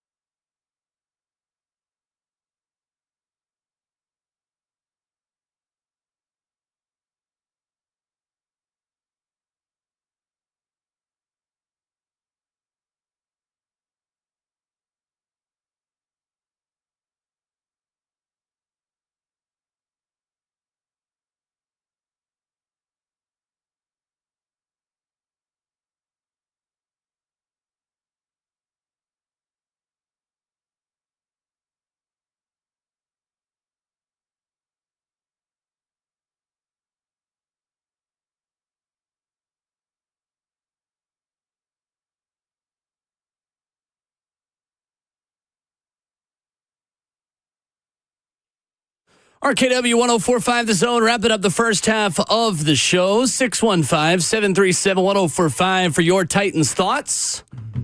Grant Ramey of VolQuest got a pinch hit for Austin Price this morning. We'll talk Tennessee and Florida. Top 10 matchup in the O-Dome tonight. Coming up at 8:20. 615-737-1045. Before the break, we asked, what is the biggest reason why Ran Carthon and Chad Brinker should be kept around? Why should the front office not be blown up?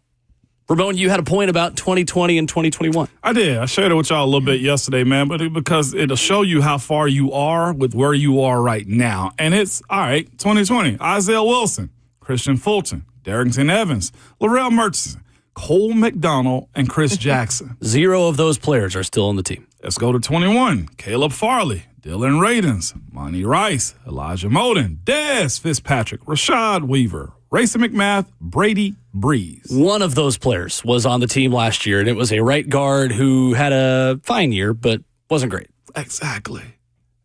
This has been like, how many picks is that? Let's go to 2022. Traylon Burks, Roger McCreary, banged up this year. Nicholas Petit-Frere, bad at football.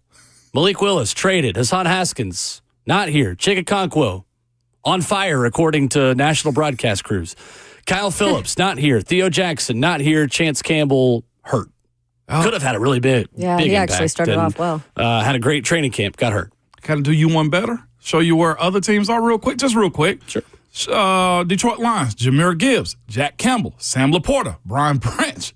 4 picks within the first 2 rounds. Yeah, that's more contributing in one draft class than 3 draft classes combined contributed in the last 3 drafts of John Robinson. I think the headline here, and the point you're making, I think, is a valid one, that this team had a very small margin for error because of the errors of the previous regime.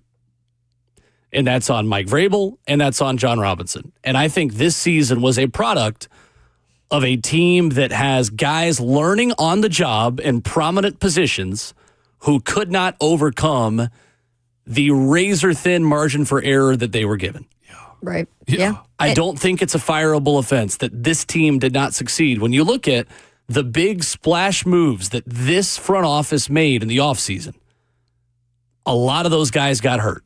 And again, if you want to make the argument that L'Jarius Sneed had injury red flags coming in and got hurt, so that's on you for bringing him in, I'll even give you that argument. But Lloyd Cushenberry with an Achilles, that one's not on you. That was a great. It's not on you. That was a great get in my eyes. Tony Pollard, great addition.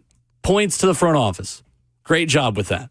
T'Vondre Sweat, great addition. Points to the front office. Kenneth Murray, I don't think he was a fail. I think the mistakes the front office made were about who they didn't bring in, and not bringing in a right tackle, and not bringing in an edge rusher, not bringing in another inside linebacker. But again, you had one offseason to make a lot of moves. And the problem with free agency and the problem with the draft, and this is where the NFL is so different from college football, you can only pick or offer people who are made available to you. You don't get to do in-home visits and pick all the people that you want like you do in college football. And that is where this is so different. You can only go get who is available to you. You can only draft who is on the board to you when you can make that pick. You can only sign in free agency people who are made available to you. And there's a reason why a lot of those players became available and their past organizations did not want to keep them around. It is not a sustainable formula for success. There was some arguments out there in terms of a fan or two, too, that were like, well, Washington did that, and they failed in 3 straight drafts in terms of their first-round pick, and look where they are. What did they just get this last year? They hit the damn jackpot. And guess what? We've had that conversation before, too, guys. Sometimes teams get lucky when it comes to that quarterback position. Sometimes you don't. It looks like that one right now is a hit, and it has helped them this season immensely. Well, soon find out how lucky the Titans did or didn't get. Right. With the guys that they can pick. Back to the phones. John is in Nashville. 615-737-1045. Hey, John. I just want to start out saying that I'm a truck driver. I drive around Middle Tennessee all day, and I listen to 104.5 The Zone. But I got to say, yesterday, all I heard was a bunch of Karens talking about, like, what the owner, she has to say this. She needs to tell us. I don't need to hear anything from her.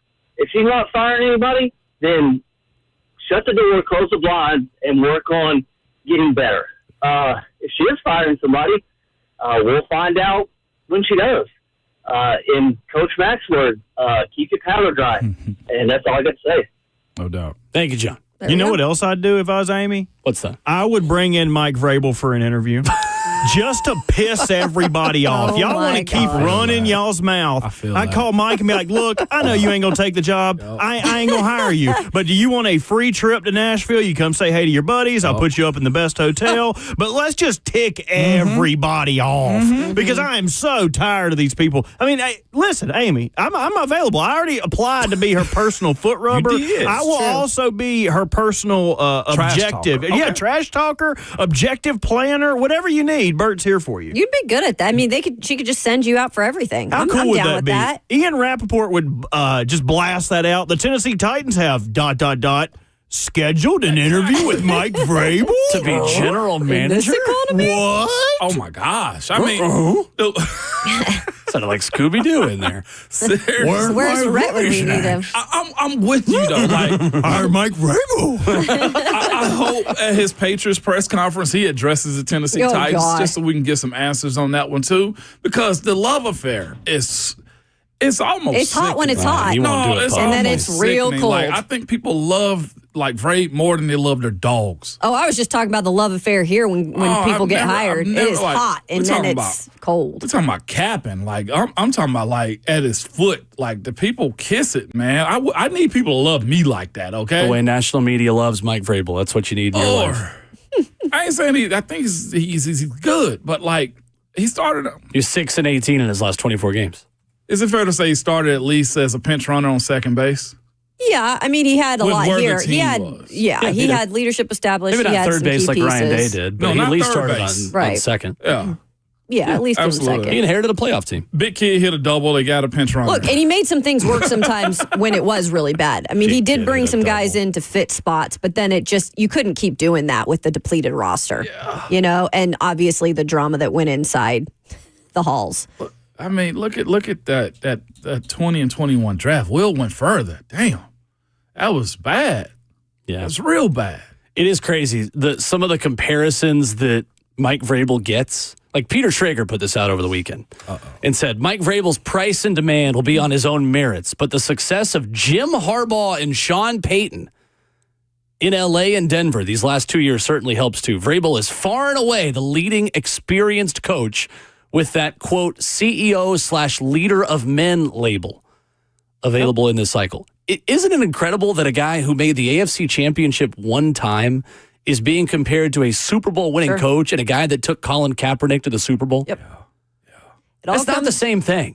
Like, Mike Vrabel is a good head coach. Do not hear me disparaging the guy just because he's no longer here. But our friend James Foster said over the weekend, too, like one smart clock management decision that gets Bill Belichick that happens in 4K apparently buys you like a decade of goodwill from national NFL media. The way people like Mike Florio talk about Mike Vrabel, it is insane to me. You would think he's won 3 Super Bowls back-to-back-to-back years. It's because he's tied to the Patriots, and then he came here and they had a love affair with him here. There's this idea that Mike Vrabel is cool and he's a winner and he made this organization good, so he must just be God. And I don't get it. I really don't get it. I think it's the Nationals media's a fascination with things that they're always fascinated with. And again, I think because he was tied with the Patriots, the success that they had back in the day, you know, all that stuff, and it just never goes away. He's always going to be a national media favorite for those reasons. I got the main reason right here. You ready? He has a good jawline? Nah. I don't think that's... They like using, he an alpha male. Yeah, so he has a good leader jawline. of men. Alpha. Well, a new head coach has, there's a little bit of breaking news. A new head coach has said they're excited about throwing their hat into the ring for the Titans job after Ramon said this. Rex Ryan said that he wants to be the Titans' next head coach. I'm talking about like at his foot, like the people kiss it, man. Rex Ryan said, what are you talking about? People in Tennessee kissing people's feet? I would love to be the next head coach of the Titans. Miss Amy, give me a call. Coming up next, highlights from locker room cleanout day. What did we learn inside the locker room at Ascension St. Thomas Sports Park? That's next. Kiss it, man.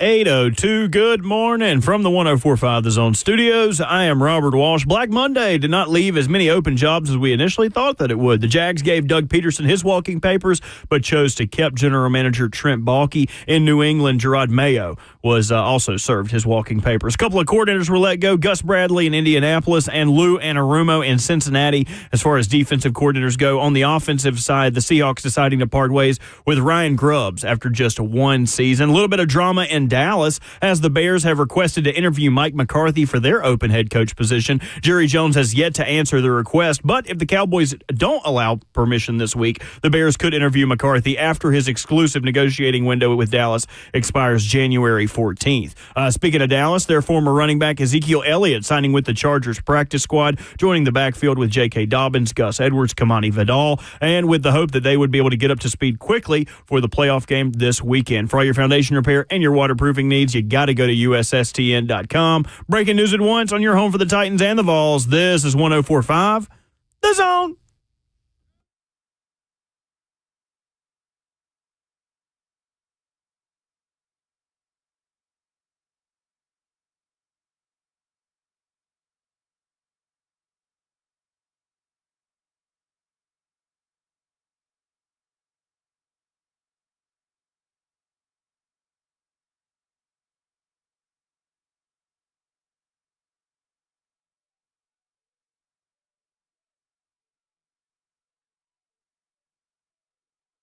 Second half of the show and hour number 3 getting started on RKW 615-737-1045. Ramon Foster, Kayla Anderson, Will Bowling, Robert Walsh pushes all the buttons, including ours. Coming up in 15 minutes, Grant Ramey of VolQuest pinch hits for Austin Price today, who we'll hope to talk to later on in the week. Tennessee with a top 10 battle in the O-Dome against the Florida Gators tonight. There's a chance they could have only 8 scholarship players in that battle. Cade Phillips, questionable in the injury report. We'll get all the latest from Grant on that front. Coming up here in 15 minutes. Streaming the show live on 104.5 The Zone TV, Facebook Live, YouTube, Twitter, or Twitch. We have a push. I've not talked to anyone in the building about this. I've just decided. Okay. We're going to push for 15,000 subscribers on 104.5 The Zone TV before the Titans officially go on the clock. There we go. That is what we were aiming for. If you are watching our YouTube stream today, we've had many of you who have joined us in the last 2 days that are maybe first-time viewers. Yeah. You're long-time listeners, first-time viewers in the F&M Bank chat. Just send a comment. Let us know you're there. You're alive. You're breathing. You're hanging out with us. And subscribe while you're there. And Will's a good guy because I wanted to do it the cheating way. I wanted to buy 2,000 subscribers. It's only like $20 to buy the subscribers, but Will wanted to do it the right way. So y'all subscribe so I don't have to pay this money. But I will. If you wake up one day and the Zone's got 100,000 subscribers, just know that I dropped about 100 on it. How much that costs? Yeah, how much that costs again? I really don't know. I ain't got the 20, figures in front of me. Yeah, who knows? Who knows, man? I could probably find. Let me do some research real quick. I don't want you to do no extra work. Well, you want me to buy you some followers? I get it. How many you want? 100K, 50K, plenty already, but they don't do nothing for you. They can do something. I need to monetize it a little bit more then.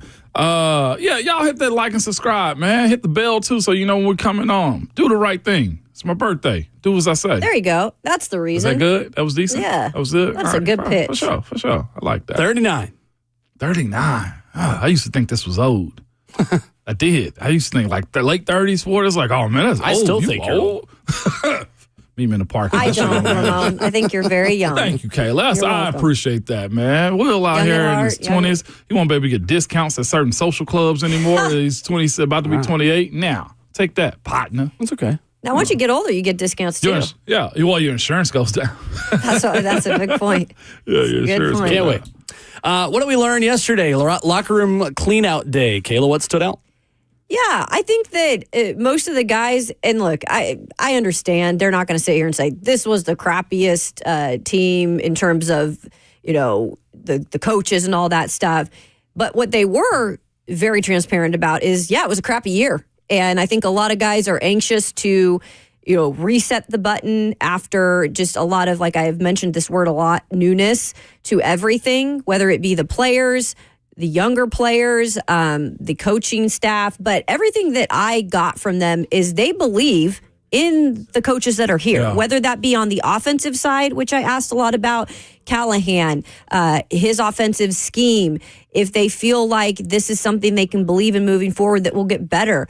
And really, the guys I spoke to, they felt like this was going to be a thing where they could build on. Absolutely. And on the defensive side of the ball, people love Denard Wilson. The players love Denard Wilson, right? Yep. They feel like he's a guy they can rally behind. He's tough, but they believe in the vision of the defense too.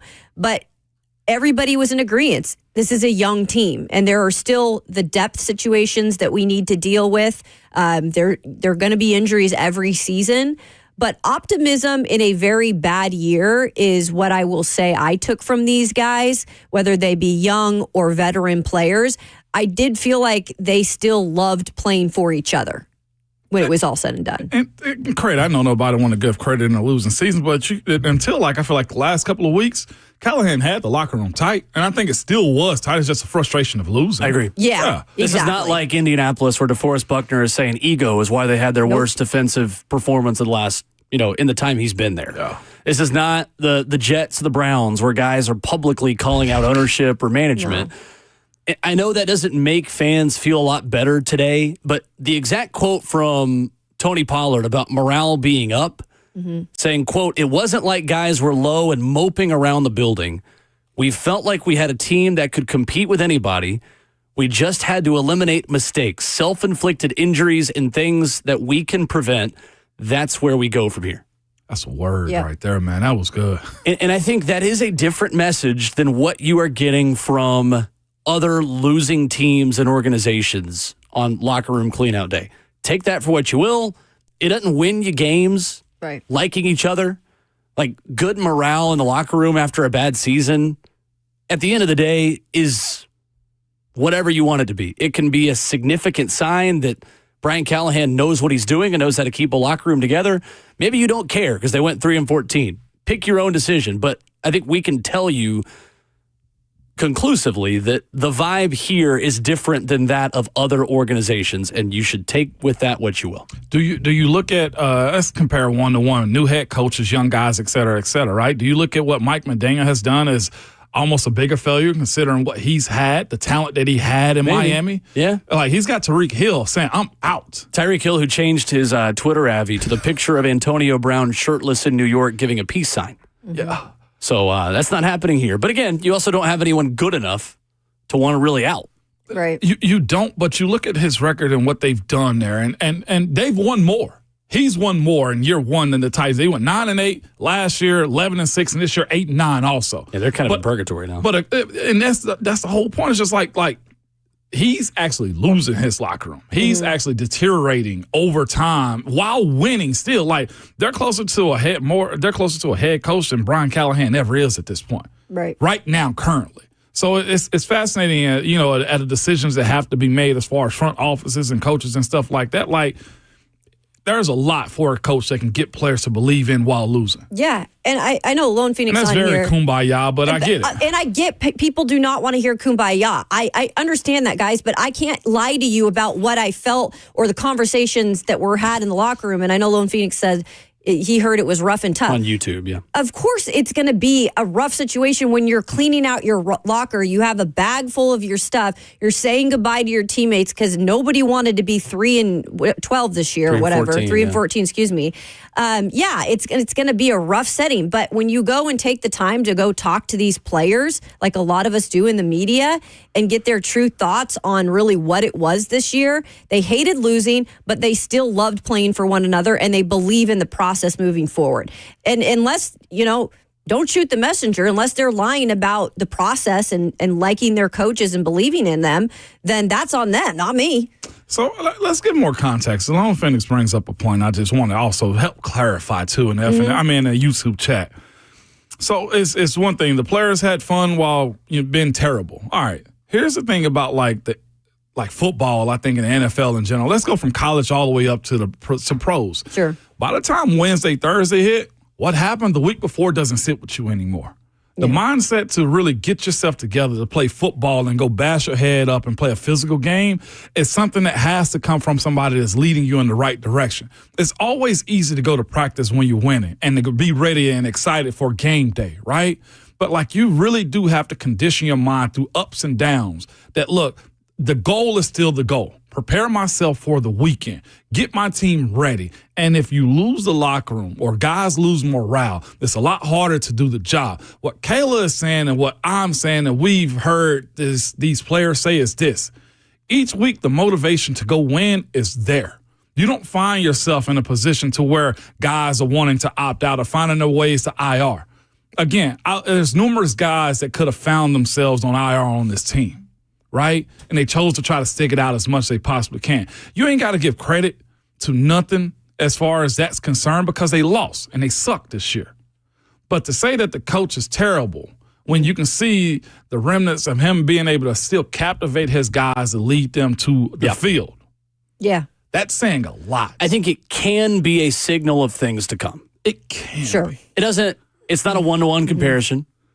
Right? Like the fact that Brian Callahan kept the locker room somewhat together while achieving the worst record in the NFL does not necessarily mean he is going to be a success here or that he is a good coach. Right. But it could signal that he knows what he's doing. Billy Napier at Florida. What are we saying midway through the season? Well, those guys haven't really quit. Yeah. Like they're still showing up. You know, they played Tennessee close. They played Georgia close. Then they go and beat Ole Miss. They start to put together a recruiting class, and all of a sudden, hey, Billy Napier in Florida, Andy Staples has them as a top 10 team entering next season, which is a real thing that happened. That's, again, I'm comparing apples and oranges, but I think it is a fair comparison to say that sometimes a coach's ability to keep the locker room signals signs of good things to come. I'm not saying it does. I think it could signal that he knows what he's doing.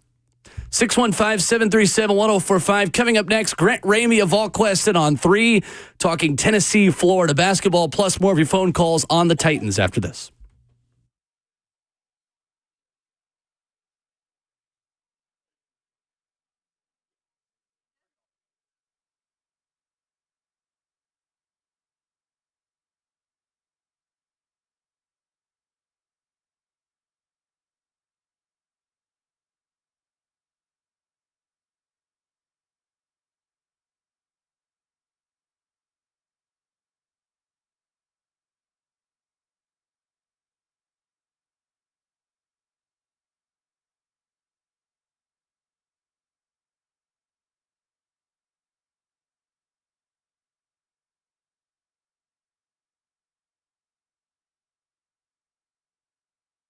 Hey, Nashville is one of the best cities to live in. I talk about that all the time. Plenty of options here, but maybe sometimes that could be overwhelming, right? When it comes to picking a local real estate agent that you truly trust. That is why you need to check out my friend, Bernie Gallerani. Bernie Gallerani has years of experience. He's got a proven track record too, and he's not going to let you down. In fact, Bernie guarantees to sell your home in 30 days or less, or he's just going to buy it from you. Are you overwhelmed, like I said, with the process of moving? Kayla, and yes, another Kayla, was in the same boat, moving all the way from California. She connected with Bernie Gallerani Real Estate. Couldn't have been happier with the experience. Even when her plans kept shifting, the team was patient, attentive, and supportive in every way. And now she's just days away from closing her dream home. Bernie is the only real estate agent in Nashville recommended by Barbara Corcoran of Shark Tank, and he's the only agent I would trust to sell my home. So give him a call. In fact, on his personal cell phone, it's 615-428-2644. That's 615-428-2644, or go to BernieGallerani.com.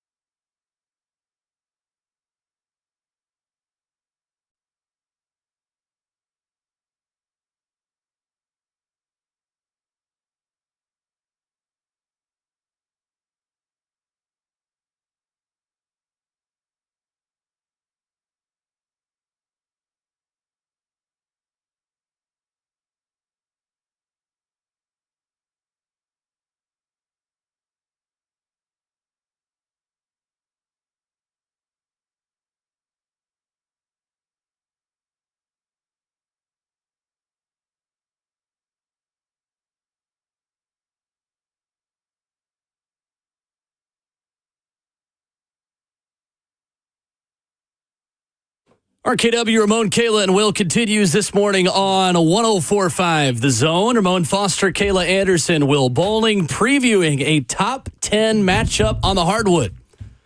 Tennessee and Florida coming up tonight in the O-Dome, and joining us now to break it down, he is Grant Ramey of VolQuest and On3. It's kind of like, when Christmas time, Michael Bublé defrosts, right? You start to hear from him again.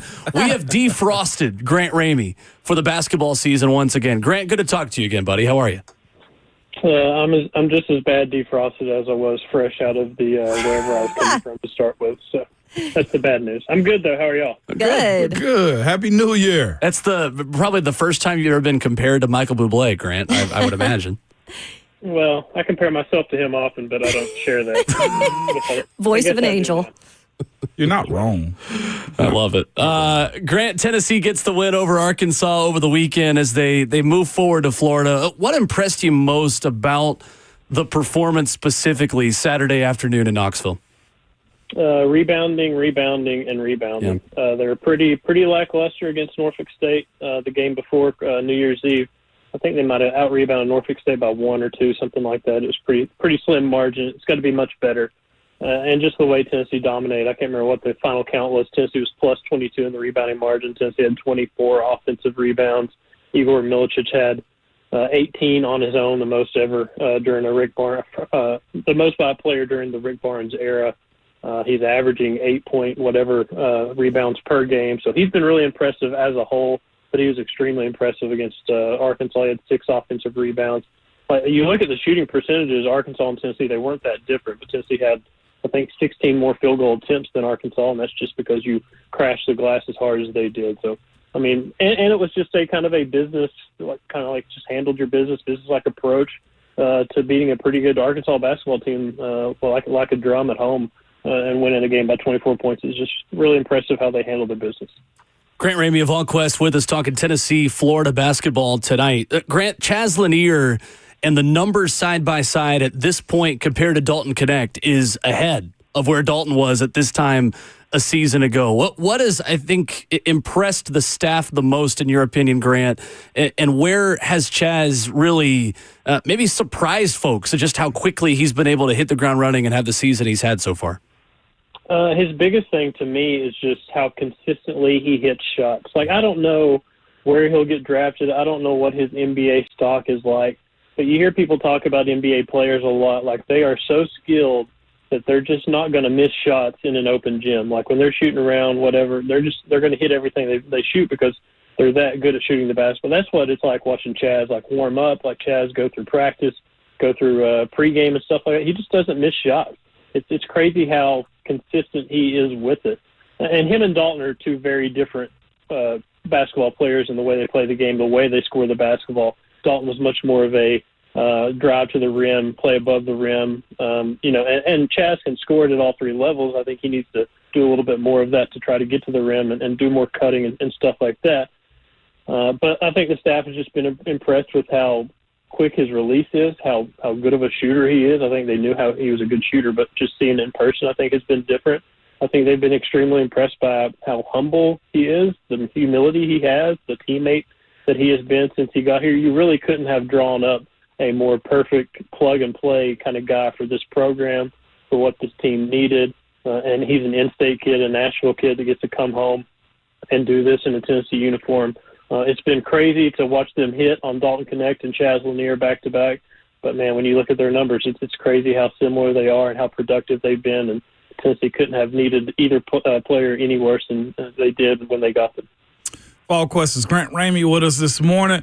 Grant, there's 2 players, man, that's been super crucial to this team for the last 4 years, man. That's the Kai Ziegler and Jemai Mayshak. We've seen, this team this year operate without Mayshak on the court at times because Jordan Gainey can come in, man. But as far as the Kai Ziegler going off the court, man, who has to step up for this squad to allow them to be as good if he gets into foul trouble or, is just not having the night that he needs?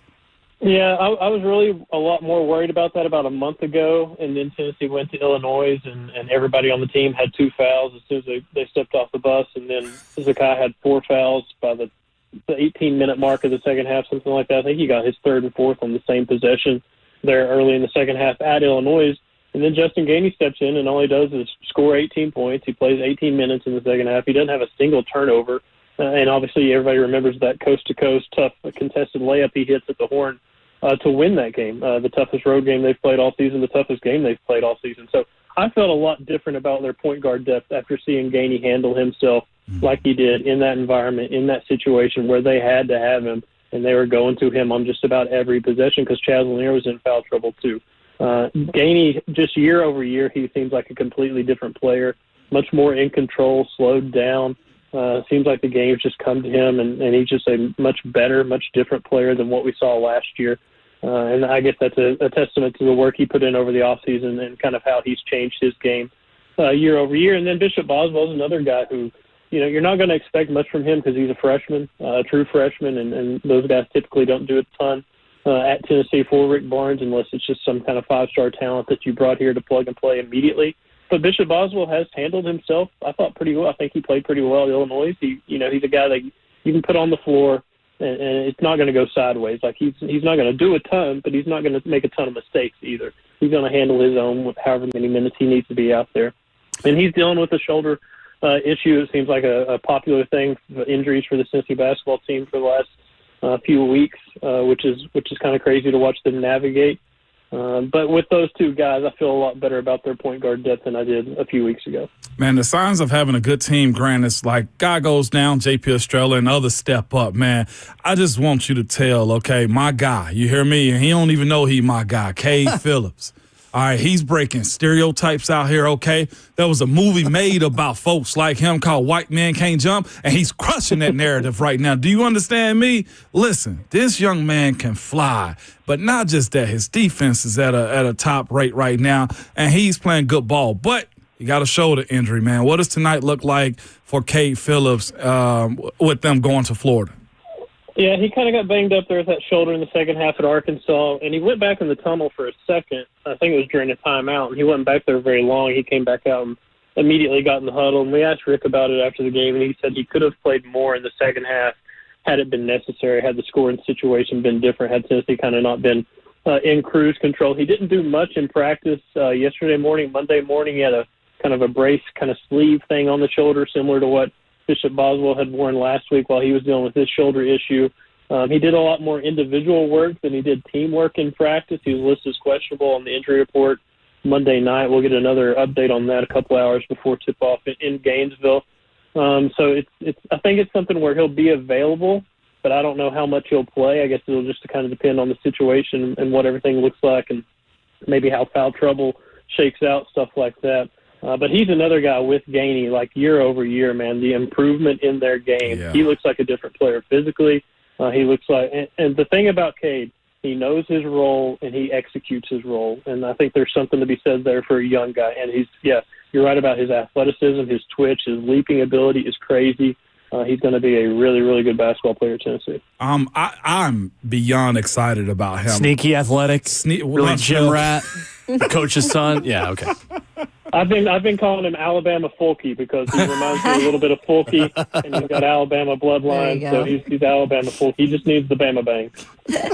I love it. Grant Ramey of VolQuest.com on 3 joining us this morning on RKW. So Florida, obviously, a difficult schedule to start the SEC play. Fell to Kentucky in a very high-scoring game for the most part. And now, like you said, has Tennessee. What is it with Florida this year that makes them one of the more dangerous teams, though, in the conference?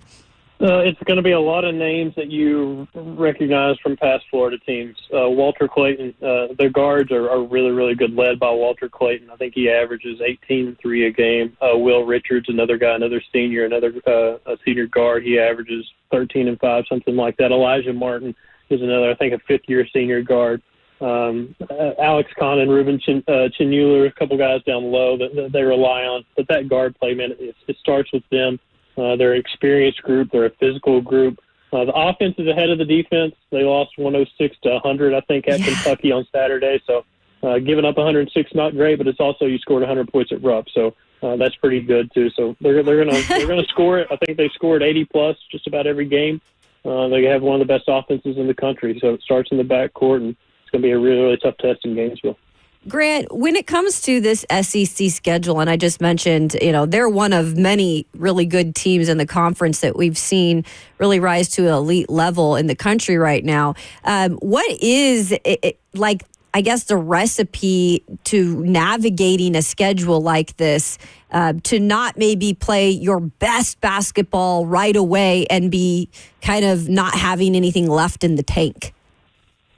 That's a great question, especially with Tennessee, a team that started the year with 11 scholarship players. They're down to, I think, 9 available scholarship players at this point, and 8 if Cade Phillips is not really all that available. So it's going to be tough. I mean, it's going to be tough because Kai Ziegler's a guy that wants to play 40 minutes a night, and you don't really want him to play 40 minutes a night. So that's always a battle trying to get him off the floor. Like, it's going to be a grind. It's going to be a crazy grind because it feels like just about every time out is going to be a quad one opportunity, especially when you go on the road in this league. So Tennessee needs to, I don't know, they've been bitten by the injury bug a lot so far. They need to hope that dies down a little bit, but it's not taking a break right now. I think it helps when you have a couple senior guards in Jemai Mashak and Zakai Ziegler who are going to play defense, who are going to set the tone. Defense is going to travel. If you're not hitting shots, that's going to keep you in ball games, obviously, and we've seen that a lot from the Rick Barnes era. But, man, it is going to be tough, and it's something we've talked to the coaches about, like how do y'all manage minutes and workload and all this stuff when you're trying to play your best basketball in March, which is 3 months away, and you have this tough grind coming up with the SEC. But they say they like their numbers. They say they're not worried about it. They're not changing the way they do business, and they're just kind of marching on forward with it as is. So we'll see what that looks like in a few weeks, a few months when the postseason gets here. But it's going to be the grind of all grinds because the SEC is as good as I've ever seen it. Yep. Grant Ramey of VolQuest and On 3, our guest talking Tennessee basketball this morning, Tennessee and Florida tonight. And Grant, hopefully we'll see you in, about a week and a half when Tennessee comes to Nashville to take on a one-loss Vanderbilt team. Vanderbilt, speaking of impressive, man, they have been crazy impressive what they've done year over year, how quickly they've turned that around. It's going to be a tough game for Tennessee. Real quick, is Cal at Arkansas going to be able to do it? Because, again, he said Tennessee just pretty much manhandled them. Like, to hear that come from a guy like him, or is he still just going to get the veil of cover just like, okay, well, Cal will be fine? Because that was Tennessee smacked them pretty good. Yeah, I think patience, it just depends on how patient they're going to be with him. I think his product at Arkansas is immediately what his product had been at Kentucky the last handful of seasons, where you're going to have one of the best rosters in college basketball year in and year out, and you're going to recruit like crazy and have 5 stars all over the floor.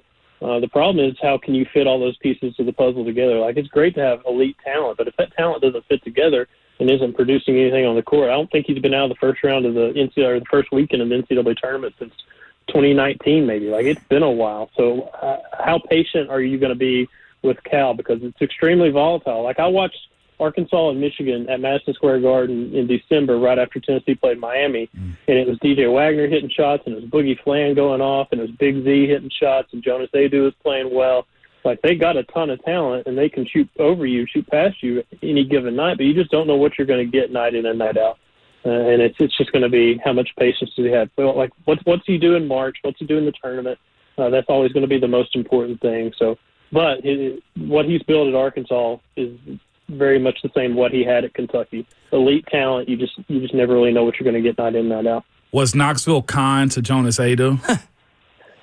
No, they weren't. They booed him when he came out of the tunnel. They booed him in pregame. They booed him every single time he touched the ball. He missed a couple of foul shots there in the first half. It was wild, and it was kind of crazy because the media seating at Thompson Bowling Arena is right next to the family section for the away team. So we were sitting next to Jonas's, I guess, family, friends, whatever, and they were yelling for him the whole game. So it was interesting watching that back and forth between Tennessee fans wearing him out and his fans cheering for him in their section. Grant Ramey of VolQuest and On 3, your guest this morning, talking Tennessee basketball, also known when we have Brent Hubbs on the show as Grant R. in Blount County every now and then. Grant, good to talk to you. You can't prove that. No, I can't. No, I can't. Thank you, Grant. Thanks, Grant. Appreciate y'all. All right, Grant Ramey of VolQuest with us this morning. Tennessee and Florida tonight. Great hoops night, by the way, and it's been known as Super Tuesday for quite some time.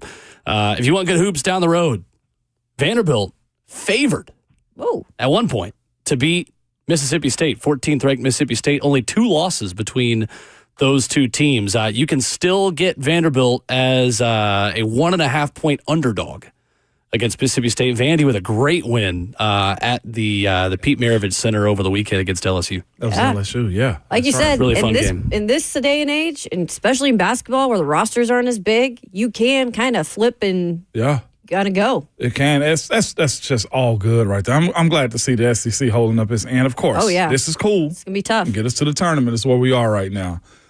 Exciting stuff from Grant, though. Absolutely loved it. Let's get Swab Zombie in here, talking about the Titans and Ran Carthon, where you can join us. We got lines open at 615-737-1045. Swab Zombie, what's up? Hey, what's going on? I got a couple of things. First thing is, we are solidified by the NFL that we are the worst team in the NFL. And if there are 0 changes made based on that alone, that says that the ownership is happy. This was the plan. This was part of the plan. And you cannot convince me otherwise. The second thing, kind of talking, Ramon, you have some valid points about the picks that throw the season Carthon has made. Sweat, Latham are kind of layups, but Levis and we all could probably agree that your team, your leadership, production weighs heavily on your quarterback. Like, no team can get away from that, but also your best player. And so before the season even started, our best player was let go. 0 value obtained for him. And I believe the conversation was, hey, he's done. There's no more tread.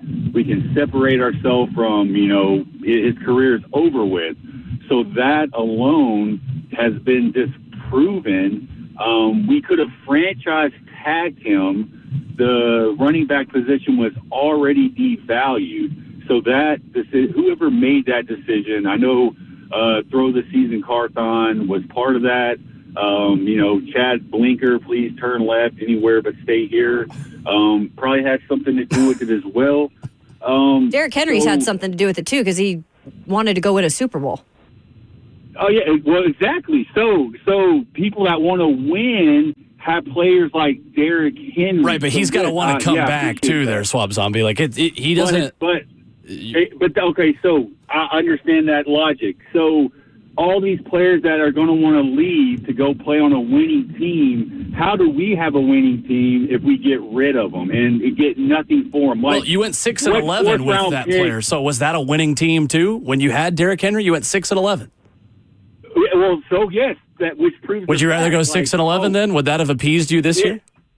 That is better than 3-14. Yes. So, but the point is, those players are not even as successful as they could be because the offensive line. Okay, and so people that think that the offensive line is working and those pieces, they're part of the problem, and those same people are here. So, but you can't get rid of players that are going to make you a winning team. Thank you, Swab Zombie.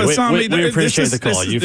You've had plenty of time. This is so slanted in like your perception of what like actually happens though. Like you didn't have there's no way we was going to go get Orlando Brown Jr., right? You couldn't go steal like Trent Williams to get a left tackle. You couldn't go pull Trey Smith to get a right tackle to upgrade Dylan Radins. You couldn't go take guys because the right tackle market, from my understanding, was serviceable, but it wasn't over the top to where it was going to make that group that much better. And on top of that, you had to sell out for a guy like Will Levis. Like nobody knew he was going to throw a flip 6 in Chicago. Like there's so many different layers to I know what you want versus what actually could happen. Derrick was in a position to where a team respectfully was not going to franchise tag him. And then if you did, Derrick could hold out. He could have simply retired. So you can say, yeah, they could have, they should have, but I don't personally think it was possible to do it, considering we had a guy in D-Hop that basically chose to say, send me somewhere else. And this team granted that, and you got something back for it. You say you didn't get anything from Derrick? Yes, you did. You got 2,000 yards from him. You got playoffs with him. You got great moments with him. Mm-hmm. And then it was time to move on. And I get it. Like, this isn't like a game where you can just configure it how you want to. These are humans that can make decisions for their own. Yep. And that's what you were presented with. Yep. Yeah, there was lots to unpack there. Yeah, I was going to say, there was still more to that. Lots to unpack there. And real quick, Savondre Sweat wasn't a layup. I don't know what he means by layup. So And he mentioned Jason. That was a controversial pick right there almost. To where with his pre-draft issues, like that wasn't a layup. We have a special guest. I don't want to keep on hold any longer. Ron Slay is here. Hello, Slay. Slay, oh. Hey, everybody. Hey, everybody. All these fanatics calling, man. So listen, man. When the fanatics call, I got to call in because they missing the whole point. What Miss Amy talking about, what Ran talking about, what Chad Brinker talking about. Hell, what's going on with other stuff on the other network, man, that ain't nobody talking about. But I'm just here to say, hey, dog, happy birthday to my boy. That's right. All these people calling in and leaving all these calls Seamless and talking about transition. what somebody need to say, and the callers ain't even saying the right thing. Happy birthday. Everything else stops when the big dog come through. Savage, I love you, bro. Love you, too. I want to have a great day, dog. A great day. Eat some of them little cheese puffs over there that I left for my dog. Those do look good. I saw the Where the reduced cheese fat. puffs at? Right Hold here, on now. back of me. Reduced fat, too. That would go Cat Savage. That's Hey, we getting kind. close to 40. We got to be conscious. dog. That's all we got to be conscious, but we still got to eat good, baby. I appreciate you, All right, man. man. Happy birthday, dog. Love you, man. Appreciate it. Love you, too. Ron Slay. I love you too, Ron. 615-737-1045. Some NFL headlines and more reaction to get to coming up next.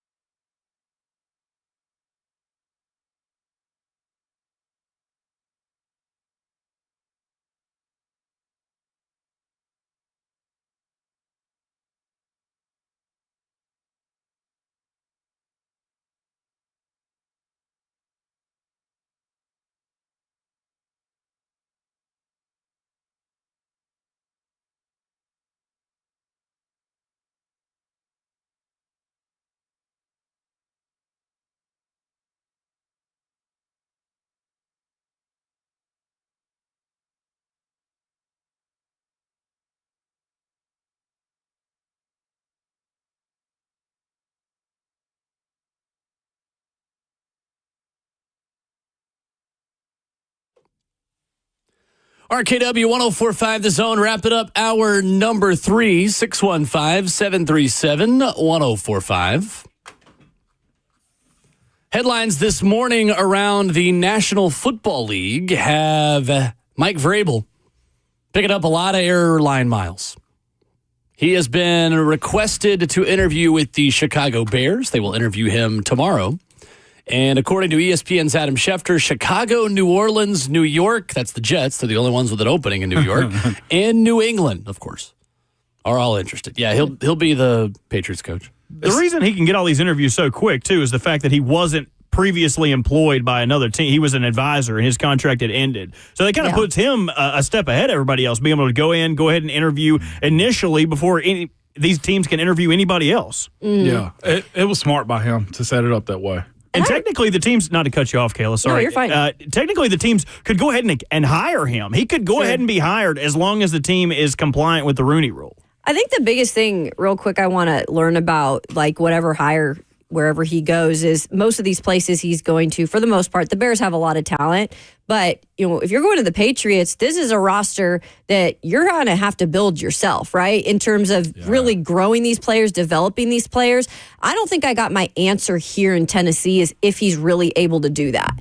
And if anything, I think the answer is more so no towards the end when they had a depleted roster than when he took over, Mike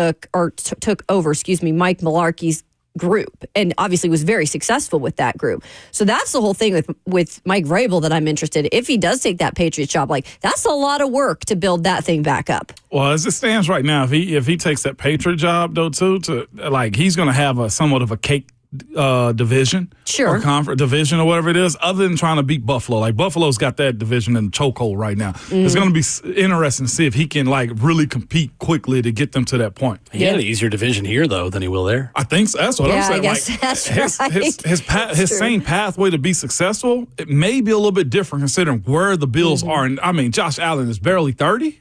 He's not even 30 if I'm not mistaken. He's like my age. He's still young. Yeah, he's got them in a chokehold. Like, his best bet might be second and third in AFC East. So that, to your point, is like, can he develop? Is he going to build this thing up? And I think they got the 4th overall pick right now. He's got his quarterback, so there's that. And he got Joe Milton, so there's that too. He's got his quarterback. He also has Drake May. Grant R. in Blount County has reached out and says, I'm disgusted not knowing it was Ramon's birthday, and I was just on the show. Happy birthday, Ramon. Tell Grant R. I said appreciate it. Yeah. Dang, is that who Swab Zombie is? Oh, my goodness. I had no idea. No. That's great. Grant R. in Blount County has much different tenor to his voice than Swab Zombie does. There was a lot to unpack from Swab Zombie's call, I'll tell you that much. You can just let it happen. More mock drafts. Let's go. I'm more interested in mock drafts when I know what's happening before the Titans pick. Because no one picks in front of the Titans. Like, mock drafts more relevant in January to the Titans they are. than they would be, if they were picking 7th or 8th. Like, I don't know who they want 7th. Tell me what happens 1 through 6. Well, they have the first pick. And Jordan Reed of ESPN says Cam Ward.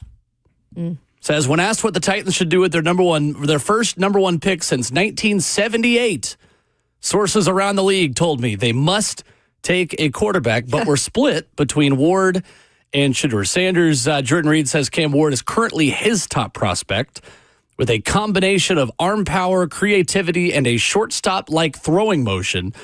Make him an electric playmaker, can beat you deep, as his 29 completions of passes of 20-plus air yards were 7th most nationally. Yeah, I think he's the best quarterback on the board, in my opinion. I think the question will be in the evaluation process, which I asked Callahan about quarterbacks in this draft yesterday. He said, this is the start, right? We're going to do our due diligence. We don't know exactly what these guys are yet, and he wants them to be just as good off the field, and leadership is what he brought to the table as well. But he also mentioned throughout his, questions yesterday and answers that the turnovers have always been a thing he worried about this season, and we know what Cam Ward is capable of doing in that department, but he does make up for it in big-time plays as well. So it'll be interesting what they decide to do, guys, and what the vetting process is, throughout the next few months. No doubt about it. Again, I like Shedeur, too. I said it, he's midway through the season, he's making every pass you need him to make. He is, one hash to the sideline. He's down the field. He know how to manage the pocket. He got beat up like hell this year with with minimal protection also. And they've helped he's helped build Colorado up. Like, with the talent, of course, the portal's a little bit different in college, but he checks a lot of boxes. I have now, said, I'll take either. Mm-hmm. I don't know if there's a worse answer on either one. It's just I know that Cam's played in the ACC. Of course, they fumbled a couple games against Syracuse. That wasn't his fault, though. I don't think for the most part. And he also has a tendency to get lucky with not interceptions, like non-turnovers. Campbell's a lot. So Shedeur does too. He won't have a Travis Hunter here. That's the other side that he's got to deal with. I still think the value of what you could get for that pick outweighs the value of what one of these two quarterbacks is going to be. Oh, that's my first option. Yeah. I'm just laying it out. That is my first option is to move back to fourth. You need the Cleveland Browns need a quarterback, and Giants right behind them. Maybe on Cleveland. They can wait. They're still kind of stuck in Deshaun purgatory. But I think you take advantage of the Giants, the Raiders' desperation for a quarterback and trust that these two are so not as good as what typical top quarterbacks are, that they're going to be bad enough that if you get their first-round pick next year, you're picking in the top 5 again, regardless of what you do. So you're not putting yourself in quarterback purgatory by kicking the quarterback conversation down the road, because in this scenario, you have to get someone's first-round pick in return. That's not quarterback purgatory. No. And also looking at this spot too is all right. So many different pieces on this team needs to be fixed. Like what is the mindset going into the offseason as far as training? Right. Well, we first need to know if everybody's intact. That's the first question we need answered. So can't even talk about that until that happens. Michael Penix, if he came out this year, would be probably the top quarterback in this draft. Yeah. To tell you how bad this quarterback, it's January. How different this quarterback class is being evaluated at the start. Yeah. It's not as deep. It's not as top heavy. It's not as good at the top. I mean, J.J. McCarthy would probably be the top quarterback of this draft, too, according to what people are talking about. You got a guy 615-737-1045. Go ahead. I was going to say Drew Aller. That said he was going back, and people saying he should come out now. Maybe, yeah. Mm-hmm. Absolutely. Swab Zombie says on YouTube, he would have wished you happy birthday if he hadn't been cut off. You got about 3 minutes, bud. Buck would have cut you off 2 minutes before that. So you're welcome for the extra 2. Coming up, hour number 4 starts next. Bryant McFadden coming up at 9:20. Brian Callahan was asked if he thinks Chad Brinker and Ran Carthon will be back next season. We'll play you his answer next.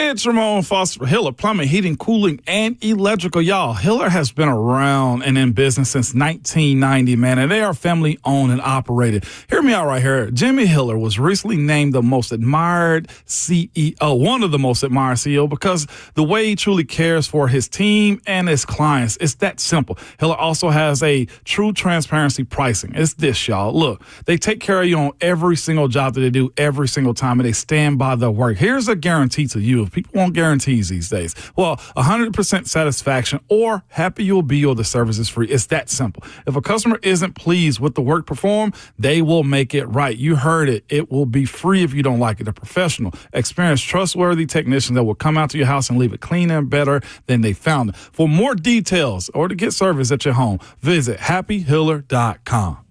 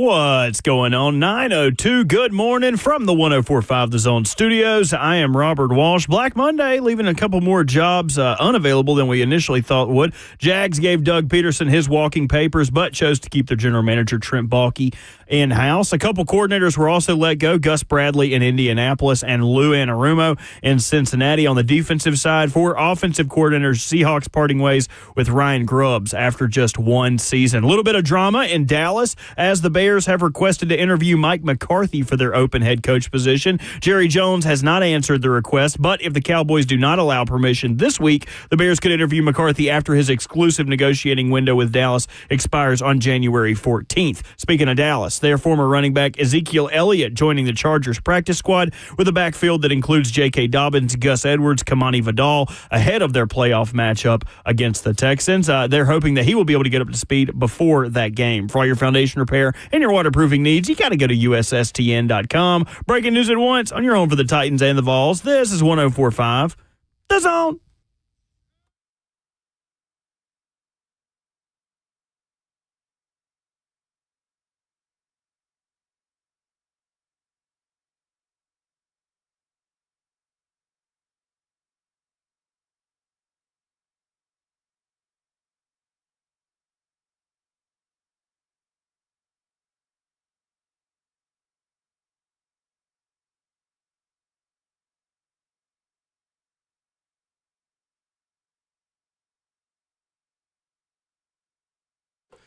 RKW 104.5 The Zone rolls into the fourth and final hour of the program. 615-737-1045. We stream the show live at 104.5 The Zone TV, where we are pushing for 15,000 YouTube subscribers by the time the Titans make the first overall pick in the NFL draft.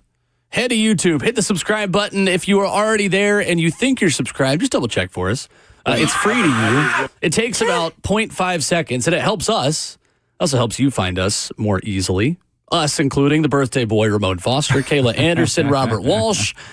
I'm Will Bowling. Brian Callahan. Happy birthday to him. I don't care. We don't care. From Stephen. Good luck.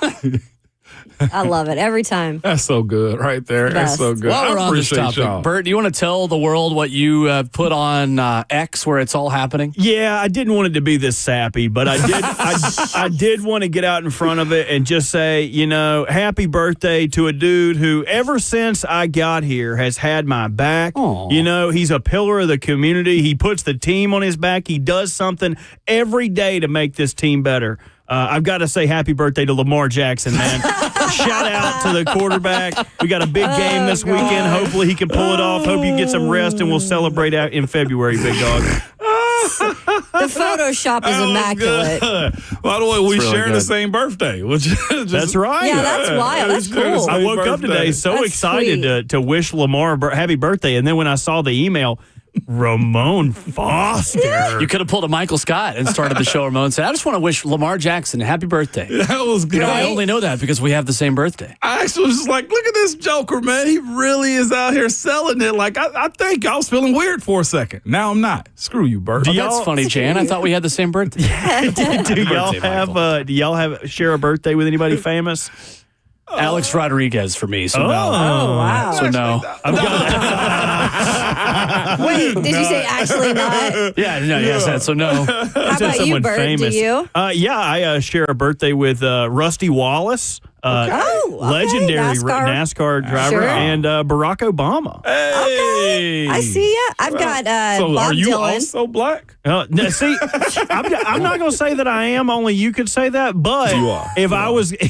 If I had a podcast and it was Barack and Bert, you tell me that wouldn't be that's awesome? Baracking around the Christmas tree? Well, we would he have knows a whole about sports. We would have a whole Christmas album. Rocking around the Christmas tree. Where do you come up with this so quickly? Baracking around the Christmas tree? I don't know, man. What is wrong with you? This is what happens when you just hang out in a dark lair for 4 hours a day. You are the only producer, by the way, who keeps the lights off while you're in there. I like it. I like It's your choice for the it to be dark underglow the computers give my raccoon We eyes. keep it dark in here too, though. Not all the shows do that either. No, they don't. Yeah. Savage. I'm blinded Like, in why here. don't you guys open up the windows? It's like Will has his open. out of I will not control. open I up do those today. windows. Yeah, I like this. When it's not sunny and there's not a crazy glare in my face. Yeah, it's I like not too bad today. Seeing out into the world. Yeah, but when I come in here for that pregame show, man, all that they want the lights on, all the windows up, everything. I'm like, this is awful lighting. See, Kayla's got the good window. If she left it up, we work in a great part of town to see some very attractive joggers. If Kayla left her window open, I would get way less work done. For you? No, that's why I'm saying you're doing me a favor by having the window closed because I would. You know my ultimate goal, okay? Well, look, I'm just trying to get into jogging. I just want to see the kind of apparel I need, the kind of shoes I need. So you step with your left foot and then you move your right foot. Guess what, Bert? You might be getting on that treadmill soon. Our Thursday threes. How's this going to work? So our Thursday 3 updates. Ramon won't be here Thursday to talk about it. So the 3 of us in here are tied now because you were 1 and 2 last week, and Kayla and I were both 2 and 1, and Bert is now last, 1 game under 500. How does this work if you are walking on a treadmill while you are producing this radio program? I just ain't gonna do it. I'm like, oh yeah, I'm on it. Do we need to have a separate punishment for you because that's not logistically possible? I could still technically do it. It ain't that hard. We can't hold you accountable and know that you are. Yeah, the problem is in the breaks, I like to go to the little producer's room. That's so okay. If you were going to say like, you got to get on that treadmill, you can't go in there and do what you got to do, then I would probably be upset. But the rule we have set is that it's only during the show. Sure. Yeah. So in breaks, we don't have to. If you're unfamiliar, we do the Thursday 3 every Thursday. Yep. Breaking news, where we do 3 picks against the spread or the totals in football, and the losing person with the worst record, we have a walking treadmill, has to walk on the treadmill during the show while it is on air. The show after the Super Bowl when the season ends. So I think in I should breaks, have we have said you get a break. I should have a get out of jail free card because last year I did not win anything for winning this competition. So I would like and also I feel like we're burying the lead that the mighty Ramon Foster has fallen to the slums. He has. He's only 1 game ahead of me technically, right? So if I go 2 and 1 and he goes 1 and 2, then we're all tied. Then we're all on the walking tread. That's why. That's true. We would all do it for an hour. Yeah, we'd all do it for an hour. Tie. Shouldn't be betting with my heart right I'm gonna there. do I feel like I just need to go against Ramon Foster then this week. Like I'm not even going to prepare any of my own bets. I would just take obviously Ravens -8.5 because he's going to take Steelers plus 8.5. Hey, well it didn't hit last week. It didn't hit last week. That Or one did it the last time the Ravens and Steelers played. I'm telling you. Ravens covered that one too. So I'm the unbiased mediator. Just know. Look, I hate both your teams, all right? I'm chilling. Hey, if it's a big old if, considering how things is trending in Pittsburgh, if they win, just know I'm going to be He's going in. the worst. I ain't gonna be here. Between you and my homeboy team, I ain't gonna be there. I'm gonna be the worst. Yeah, it won't be public because I can't be public with it. But privately, y'all gonna hate me. You gonna blow up they his gonna text? hate me. Oh, they gonna hate me. if they lose, it would be a worse loss than the Christmas Day Antonio Brown outstretched arms. Eric Weddle can't wrap anybody up. What the hell are you doing? You know who knocked him into the end zone? Yeah. You know who also spiked the football after that game? We don't the care. camera? The same guy who's got an ugly ass birthday. Who the hell's born on toilet paper? Your quarterback got an ugly quarter. Who's born on January 7th? He gets a pass. Kings. He gets a pass. He gets a pass. Ramon invading a new year this year. So if Brian Callahan was sent out to the press conference yesterday, does that mean he's the head coach? Who's to say? But he was asked about if Chad Brinker and Ran Carthon are still in the front office, and your head coach had this to say yesterday. Again, I've been focused solely on the players getting out of the building this week. I know that's all the conjecture out there. Until someone tells me differently, yeah, I do. But again, that's not. I haven't had those conversations with anybody yet. I've been in my office meeting players all morning. So anything else that's out there, I wouldn't be aware of. So other than that, I expect business as usual. He expects business as usual, but he has heard all of, obviously, the rumblings from other people that are out there, and not saying that any of them are officially true, but it is weird, like, when you're asked that sort of a question with the 2 guys that it's made clear, too, that he's worked with a lot this season and even gone through things with disagreements and made it, an overall official, decision. And it looks like, for the most part, the 3 amigos have worked well together, But to be asked that when you really don't know, because then later on he was asked if he had met with Amy Adams Strunk yet, and he said no. And honestly, I don't really think I got a definitive answer on when he was meeting with her. So, he's only able to say what he's able to say. The real question is, do they ask him if he's okay with it? Because from my understanding, him and Ran were in lockstep.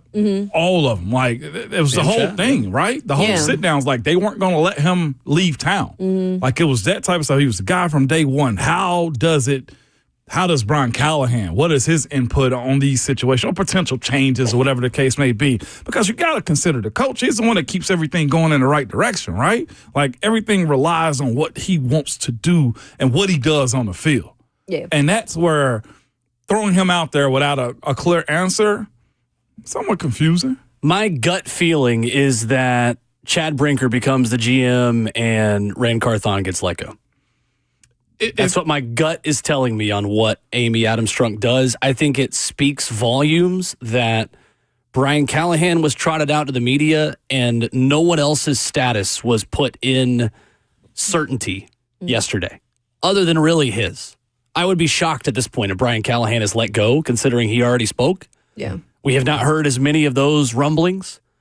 I think the silence on the other two tells a story. That's just my gut feeling.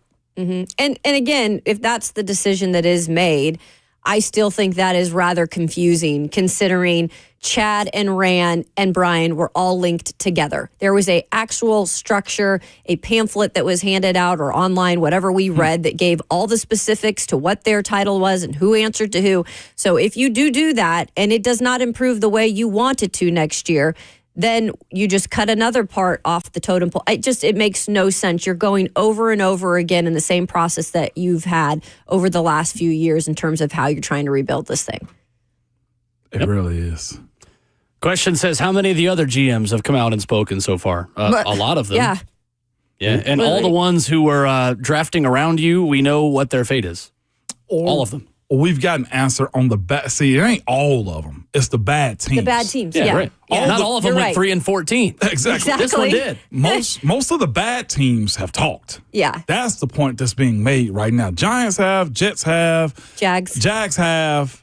We know Andrew Berry's back in Cleveland, right? Like you've been given answers. Yeah. Like even Cincinnati fired a coach. You know what I'm saying? Like it's those types of things that you somewhat got to say, especially when you have Adam Schefter on the big network giving predictions on who's safe, who's going, and who's staying. And you hear ownership is unhappy. Ownership is unhappy. Yeah. So that's why we're asking for somebody to speak or say something. Just my gut. We'll see if it works. See if it happens. I hope not. I'd rather the band be kept together, personally. Yeah. Coming up, we'll ask Bryant McFadden of CBS Sports his thoughts. We can also talk a little bit about the belle of the ball in the NFL draft, and that is a man named Travis Hunter. What does BMAC think about the potential number one overall pick that isn't a quarterback? And his opening thoughts from the perspective of someone who watches a lot of college football and a lot of NFL football. We'll get that with Bryant McFadden coming up next.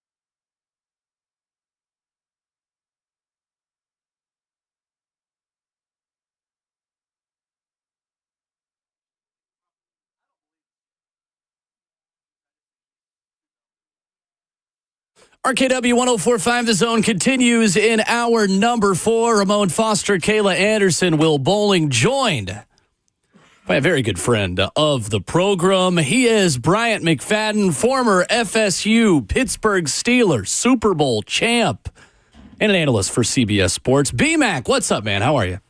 What's happening, everyone? How y'all? Happy New Year's. Happy New First Year's. time talking to you guys in 2025. It's a pleasure. Thank you. Thank you, sir. Absolutely, B-Mac, man. Happy New Year to you, too, my brother. Will gave you the full intro, too. He threw the SBs on there and everything. Absolutely.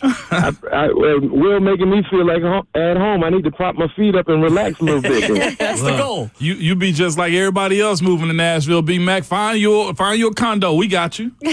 I love it. V-Mac, the Titans have the number 1 overall pick. 3-14, 2 years of Ran Carthon and Chad Brinker in the front office. Brian Callahan, the head coach. How do you fix it? Is it time for the Titans to make a change in the front office? How would you go about starting this offseason if you were in charge of the Titans?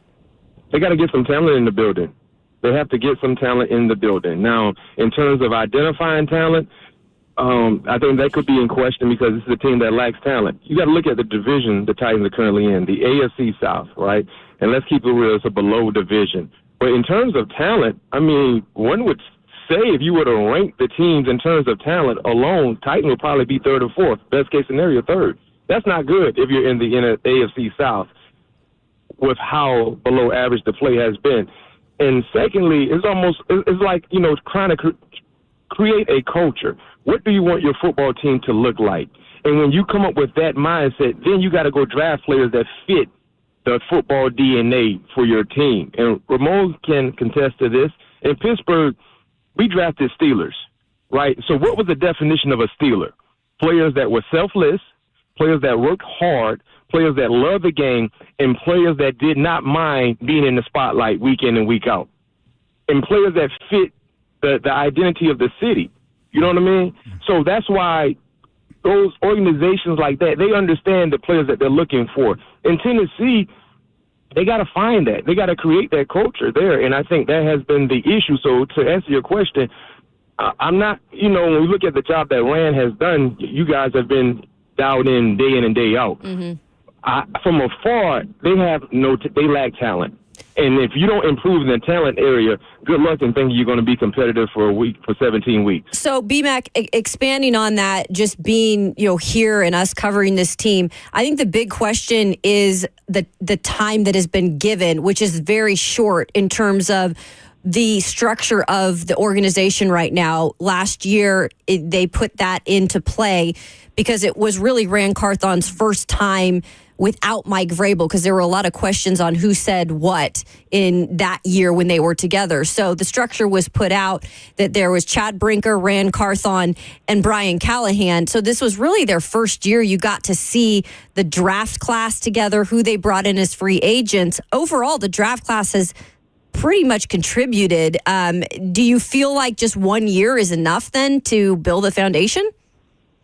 I think 1 year is not enough, but in this landscape of the NFL world, just ask Gerard Mayo if 1 year was enough, right? Just ask Gerard Mayo, who was heavily invested in the organization. He played for the organization. He was on the staff with Bill Belichick. They cut ties with him. So what's the difference in Brian Callahan? First and foremost, they should have never fired Vrabel. That was the conundrum for me. Why you fire Vrabel? Vrabel did more with less in Tennessee. You guys know that.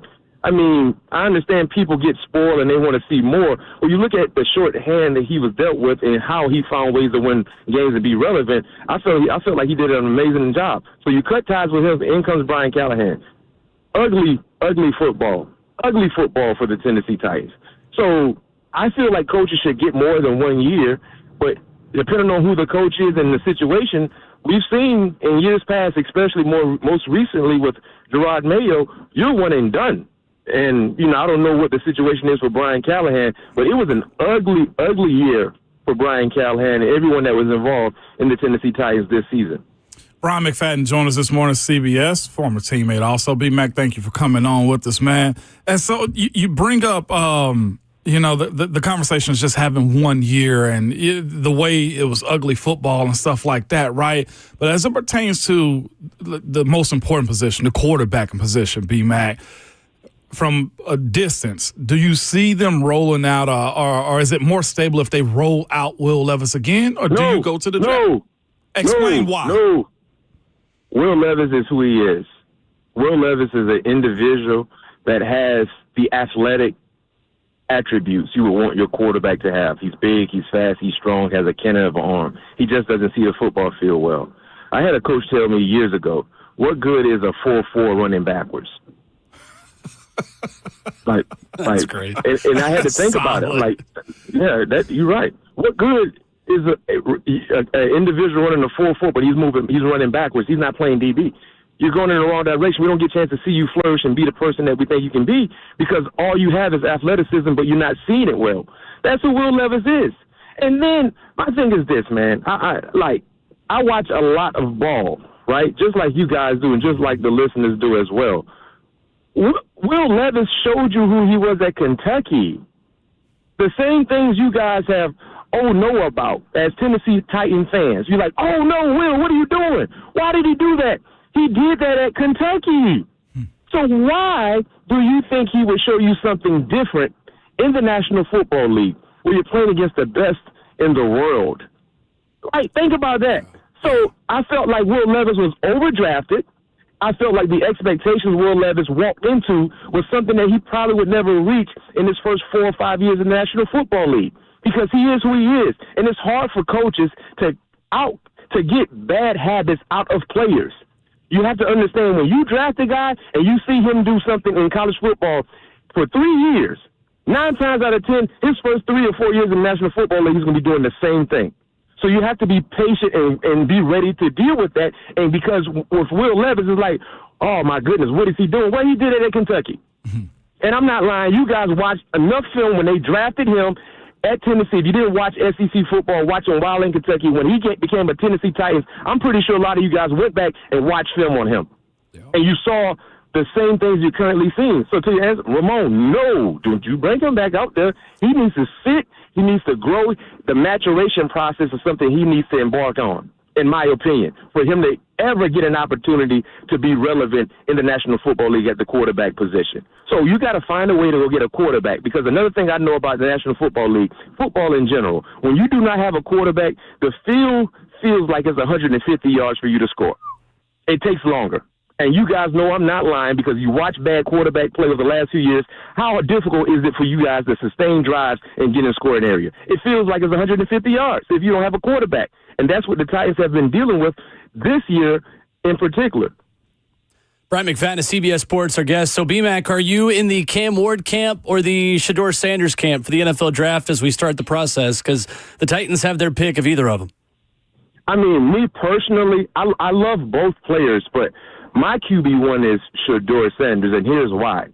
Shedeur Sanders had to do more with less in terms of quarterbacking at Colorado. And what I mean when I say that, he had no offensive line. The offensive line was a little bit better this year, but he got beat up more than any other quarterback that we've watched in college football over the last few seasons. Never complained, always stood the test, battle-tested, strong mentally and physically, and delivered week in and week out. So you look at when you get drafted that high, you're probably going to go in situations where the offensive line might not be legit. So you're going to get beat up. Prime example, look at Caleb Williams, right? Look at Caleb Williams. It was tough for him this year. The thing about Shedeur, he's used to fighting for his life because he's never had a legit offensive line unit to work from within the pocket. So he's used to that. Secondly, he's a natural thrower of the football. He loves football as well. And then the last thing I say about Shedeur Sanders, name me another quarterback in this draft or in past NFL drafts that has been in the spotlight more than Shedeur Sanders. Yeah. Think about that. And he's handled it. He doesn't do anything he has no business doing. He's handled the spotlight, the criticism. This is the kid who's been criticized for doing great jobs, right? And think about what it means when you are the first overall pick at the quarterback position. You're going to be overly scrutinized, criticized, and you got to be able to handle that. His shoulders are tough enough to handle that. So that's why he's my QB1. Bryant McFadden with us this morning, CBS Sports. B-Mac, you mentioned Shedeur, and of course, there's the conversation. Shedeur can a move back also, right? But if they do, like, pick Shedeur Sanders, right? If he's worthy of the number one pick to reset this quarterback room here in Nashville, a lot of people, well, I ain't going to say a lot of people, it's usually a loud minority to say stuff, but as it pertains to father involvement, Shedeur off the field, I have a feeling you've been around him, or at least has talked to people that's close enough to a guy like Shedeur Sanders. What would you say about the guy personality-wise and as a human being as opposed to what we see from the cameras? Man, he loves football, man, and that's the most important asset I think you need to have. You got to love the game. Because I talked about naming another player that has been in the spotlight more than Shedeur Sanders over the last few years that will be in the draft. You haven't seen one. But name me another player that has had the resources that Shedeur has had, right, in terms of who his father is, never being complacent. Think about that. Think about the NIL opportunities he's received. Not complacent. He attacks this opportunity like he's hungry. But we know he's full. He's been full his entire life because of who his father is. You guys see it all the time. When you have, kids come from stable backgrounds, they can become a bit complacent, right? A bit arrogant. But for Shedeur, every time you watch this man go out, he's leaving it on the line. I just watched him in the Alamo Bowl get beat up against BYU, and he never complained. He wanted to be out there with his guys. He didn't have to. His draft status is already solidified. That game did nothing to help or hurt him, and he knew that going into it. But he wanted to go out and fight with his guys because he loves his teammates and he loves ball. So for people that might feel like his personality off the football field is something that could be a hindrance, no. This is the man that loves the game of football, because whatever he does off the football field, it does not affect him studying. It does not affect him being a leader on the sideline. How many times have you guys watched a Colorado game and you see him on the sideline talking to his wide receivers? Right. Mm-hmm. And they're listening. They're listening. Everyone is all in and tentative into what he's saying because they respect him and they know he loves ball, and that shows also, too, leadership. Bryant McFadden of CBS Sports, also former Pittsburgh Steeler, teammate of the birthday boy, Ramon Foster. Ramon, is your birthday? It is. Yeah, Mac. I thought I'd slide that in there. Happy birthday. Hey, appreciate it, man. 39 out here. I ain't that young 22-year-old anymore, man, when I met you guys. Yeah, man, the goal is to get old, man. That's the goal. Get old. Exactly. Oh, you doggone right. As long as you feel young. Exactly. B-Mac, there are a lot of questions here and people who also are in favor of Cam Ward. His journey through football has been longer in terms of, not longer, I should say, but it's been the transfer portal as well. Not having a dad, obviously, you're coming over with and playing, but going to a bigger stage in the ACC. What do you feel like would make him successful at the next level? And can he be, especially if you're going to a team like the Titans who, are lacking a lot? Well, I love his precision in throwing the football. He's a natural thrower of the football. His precision, his anticipatory skills, throwing guys open where there's not a window is really, really impressive. His accuracy is impressive as well. The only concern that I have with Cam Ward is just how casual he is as a quarterback, right? Mm-hmm. The casualness can be something that can get him put in harm's way because guys in the National Football League move faster. Defensive linemen, linebackers, safeties, DBs, they move faster. When you watch him at Miami, you can tell he knows these players he's going against, if they're not a threat. So he becomes casual in how he throws the football. His footwork in the pocket, he just standing flat-footed. I just saw a play in the bowl game where it looked like the play was blown dead because he was standing upright and he just casually threw it out. Mm-hmm. So these are things that I talked about with Will Levis. Will they be able to get those things coached out of his game plan? Because they didn't coach that out of him at Miami. They didn't coach that out of him at Washington State. So now these are habits, Ramon, they will follow him in the National Football League. Yeah. Because they tolerated that at Miami. When you're a quarterback, when you go through your progressions, your body position, your posture, your footwork is very, very important because that's the difference in one hopping a ball or hitting the wide receiver right where you need to hit him. Because if you don't have the proper footwork, you either will be short with your pass or that DB would jump the play and make a play. So those are things that I'm concerned with. When I look at Cam Ward, I love everything about him. He loves the game of football as well. I can tell he loves playing the quarterback position. He's a competitor. The precision, the accuracy is just the untimely casualness that surfaces in this ball game. If he does that on Sunday, it's going to really put him in harm's way in terms of being the best that he could be. B-Mac, is Travis Hunter a DB or a wide receiver in the NFL to you? You know what? I think he should play both. I think he should play both sides. Now, playing both sides full-time like he did at Colorado, I don't see that being a reality. Mm-hmm. But I think he should play both. But I think the position that I love him at is wide receiver because he's unbelievable with the football in his hands. He is. He's a playmaker. And when you look at what he did at Colorado, anytime he's on the offensive side of the football field, anytime he got the football, you held your breath. Yeah, right. Because he can make people miss. He's slippery. He's fast enough to get behind coverage. He can create separation, and he makes the offense better. So I think when you talk about having more of an impact on the football game, the wide receiver does that. Look at Jamar Chase. Look at the impact he's had, right? So playing DB, we know that's important. But sometimes, you don't hear from DBs sometimes. When you become a guy that people respect, you don't really hear from them. But when you're a wide receiver, there's so many different ways he can impact a game. So I think wide receiver is his best position, but I still believe he should play defensive back as well. So as a former NFL DB, he's not an elite DB? Because I looked at him just like, okay, well, does his route tree matter, B-Mac, is what I'm going as far as playing wide receiver in NFL effectively. Because I think he was the best athlete out there. So as it pertains to him breaking, Jamar Chase broke folks down. Did Travis break folks down? He was just that much better of everybody in the Big 12.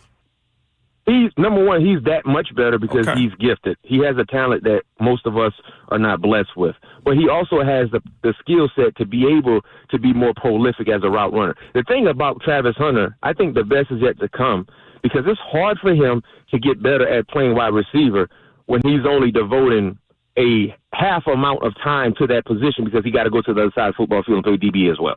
So think about this, Ramon. Individual period, right? When we have individual period, where the offensive linemen go with the offensive linemen, DBs go with the DBs, wide receivers go with the wide receivers. For Travis, I would imagine he had to split time.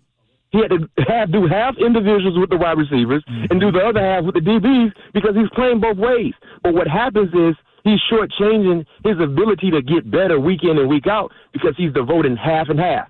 And that's what he had to do. So if he goes to the National Football League, when he can devote a little more time to whatever position they're identifying him as, and also, too, he will be playing the opposite position. B-Mac. He could get a little better. We got a little bit of emergency breaking news, B-Mac, here you want to be on in for Nashville. It?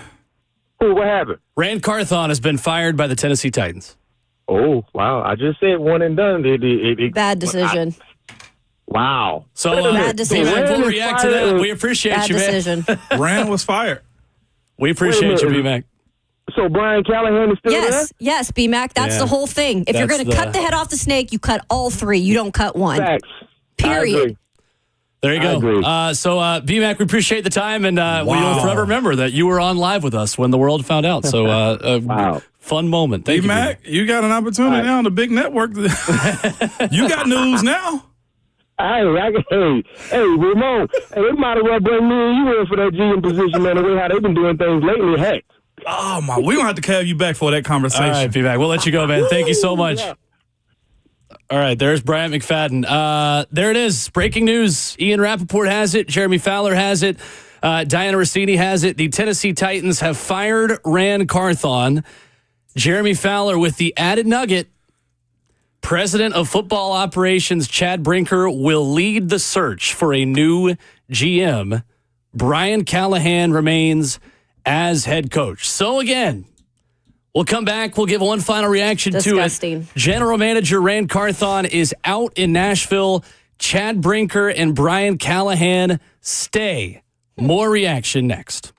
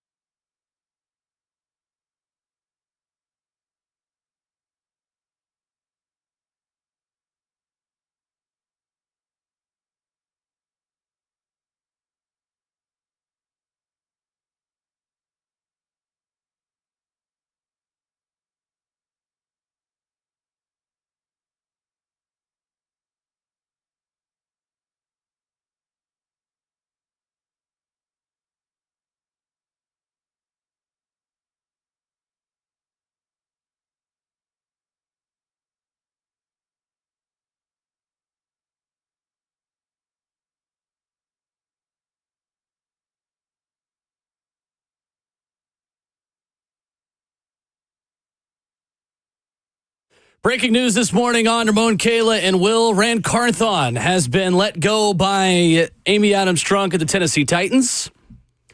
Chad Brinker will lead the search for a new general manager as we wrap up the show. Buck Rising, Cover 2, and 3HL will have you covered the rest of the way. Here is the full statement in its entirety from Tennessee Titans controlling owner Amy Adams Strunk. Quote, "I've loved the time I've spent with Ran Carthon. He is a talented football mind, a great man, and friend to everyone along his path. It's impossible to ignore that our football team hasn't improved over the past 2 years," Amy Adams Strunk writes. Quote, "I am deeply disappointed in our poor win-loss record during this period, of course, but my decision also speaks to my concern about our long-term future should we stay the course." Amy adds, "I love this team more than you can imagine. To our fans, we know this level of performance isn't acceptable. We're humbled by your support as we continue to work towards building the team you expect and deserve." Again, Ran Carthon let go. President of Football Operations Chad Brinker will lead the search for a new general manager, and it is also confirmed that Brian Callahan will continue in his role as head coach. Thoughts? I'll just say it real quick. Do not agree with the decision, but I'm not the owner. The owner can do what she wants. This is what she wanted. However, I will say this is the definition of insanity. If you are not going to chop the head off the snake at this point, if that's the decision you want to make, this is going to keep happening. And this is wild to me, the instability of this organization right now. It is. I'm not shocked. I'm with Will earlier. I saw he put it in the chat. I think we had a feeling. It was my gut feeling an hour ago. We had a feeling, but it just doesn't mean that it's right. Like, there's a lot of people going to rejoice and be excited that he's out, but, like, I think this was a surefire, like, I don't know. We'll see. We'll see what the future has to lead, but it really just – it's rinse and repeat is where I got, because right now you fired the GM that picks the players, but you got the GM of football operations over top. So what happens? I look at Coach Brian Callahan, honestly, if he don't win more than like 8 games next year, he's gone too. And you have the GM that works. That's what a new GM's going to do. Callahan. Pick his guy. Absolutely. I just keep saying it. They don't chop the head off, and it's just, if you're going to do that, at least do that. And so you can say, hey, nobody's tied to the last regime. They keep being tied to the last regime. Yeah, this is what's happening. Too much carryover. So the new GM will still have a boss. That boss will also pick a new, who's forced to have a head coach who's being kept. Correct. Who's also in a position to where they would just now changing, I think, the scouting department too. You're exactly right. So there's more change to come. By the way, you have the number one pick. I mean. So the number one pick part of it, I think, is the only positive. It makes this job a lot more attractive than it would have been. Yeah, it does. It does. And I think maybe that's where Amy Adams Strunk is coming from. Again, we're not going to hear from her, so we won't know. I don't understand letting go of Ran Carthon and keeping Chad Brinker. Nope. I don't understand it at all. To me, it screams, fans that are angry, here's your sacrificial lamb. Yes. And Amy, you don't need to care about that. Believe in your own process. I really wholly believe that if you are selling us on a collaborative process and everyone's putting their heads together and working on this at the same time, and you believe the product isn't good enough, fire them all. Absolutely. Because you sold us on this being a collaboration. So what has Ran done specifically that the other two weren't also in lockstep with? Because you've been telling us for over a year in this ambiguous fantasy president of operations, but he answers to the GM who answers to me, and we all it's all sucked. Yeah. I don't understand why Ran specifically is the one who gets the boot for it. If you're going to kick anybody out, kick them all out. Mm-hmm. And then, like I said, I don't want to. Yeah, we do. We got to do this to our fans. So we know this level of performance isn't acceptable. So is that a GM picking player's job? Or is that a coaching job?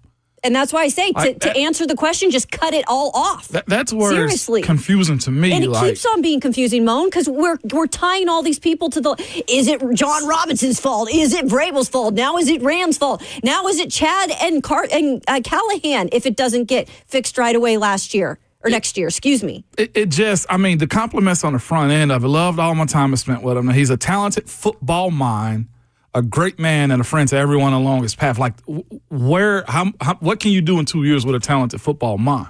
Oh my God. And you had a hole you were digging yourself out of. It got harder to defend the on-field product Ran Carthon in the front office put on the field. So I am not surprised.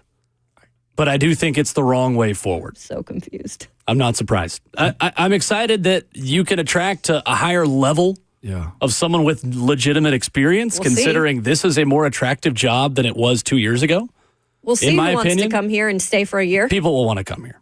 Yeah, it's an NFL job. It's a number 1 overall pick. It's your chance to run an organization. People will want to come here. That's not the concern. I think the concern is how long does that guy get? That's what I'm saying. I don't think they will be concerned with it, but I'm concerned with it.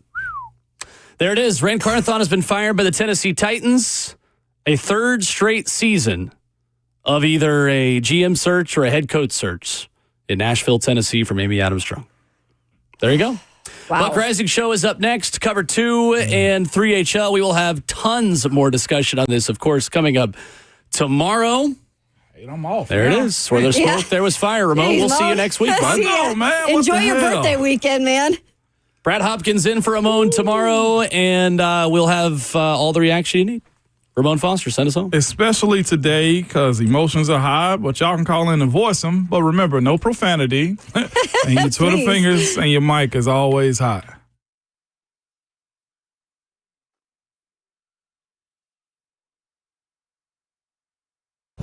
Ran Carthon out as Tennessee Titans general manager. React to it now on your home for Titans football. 104.5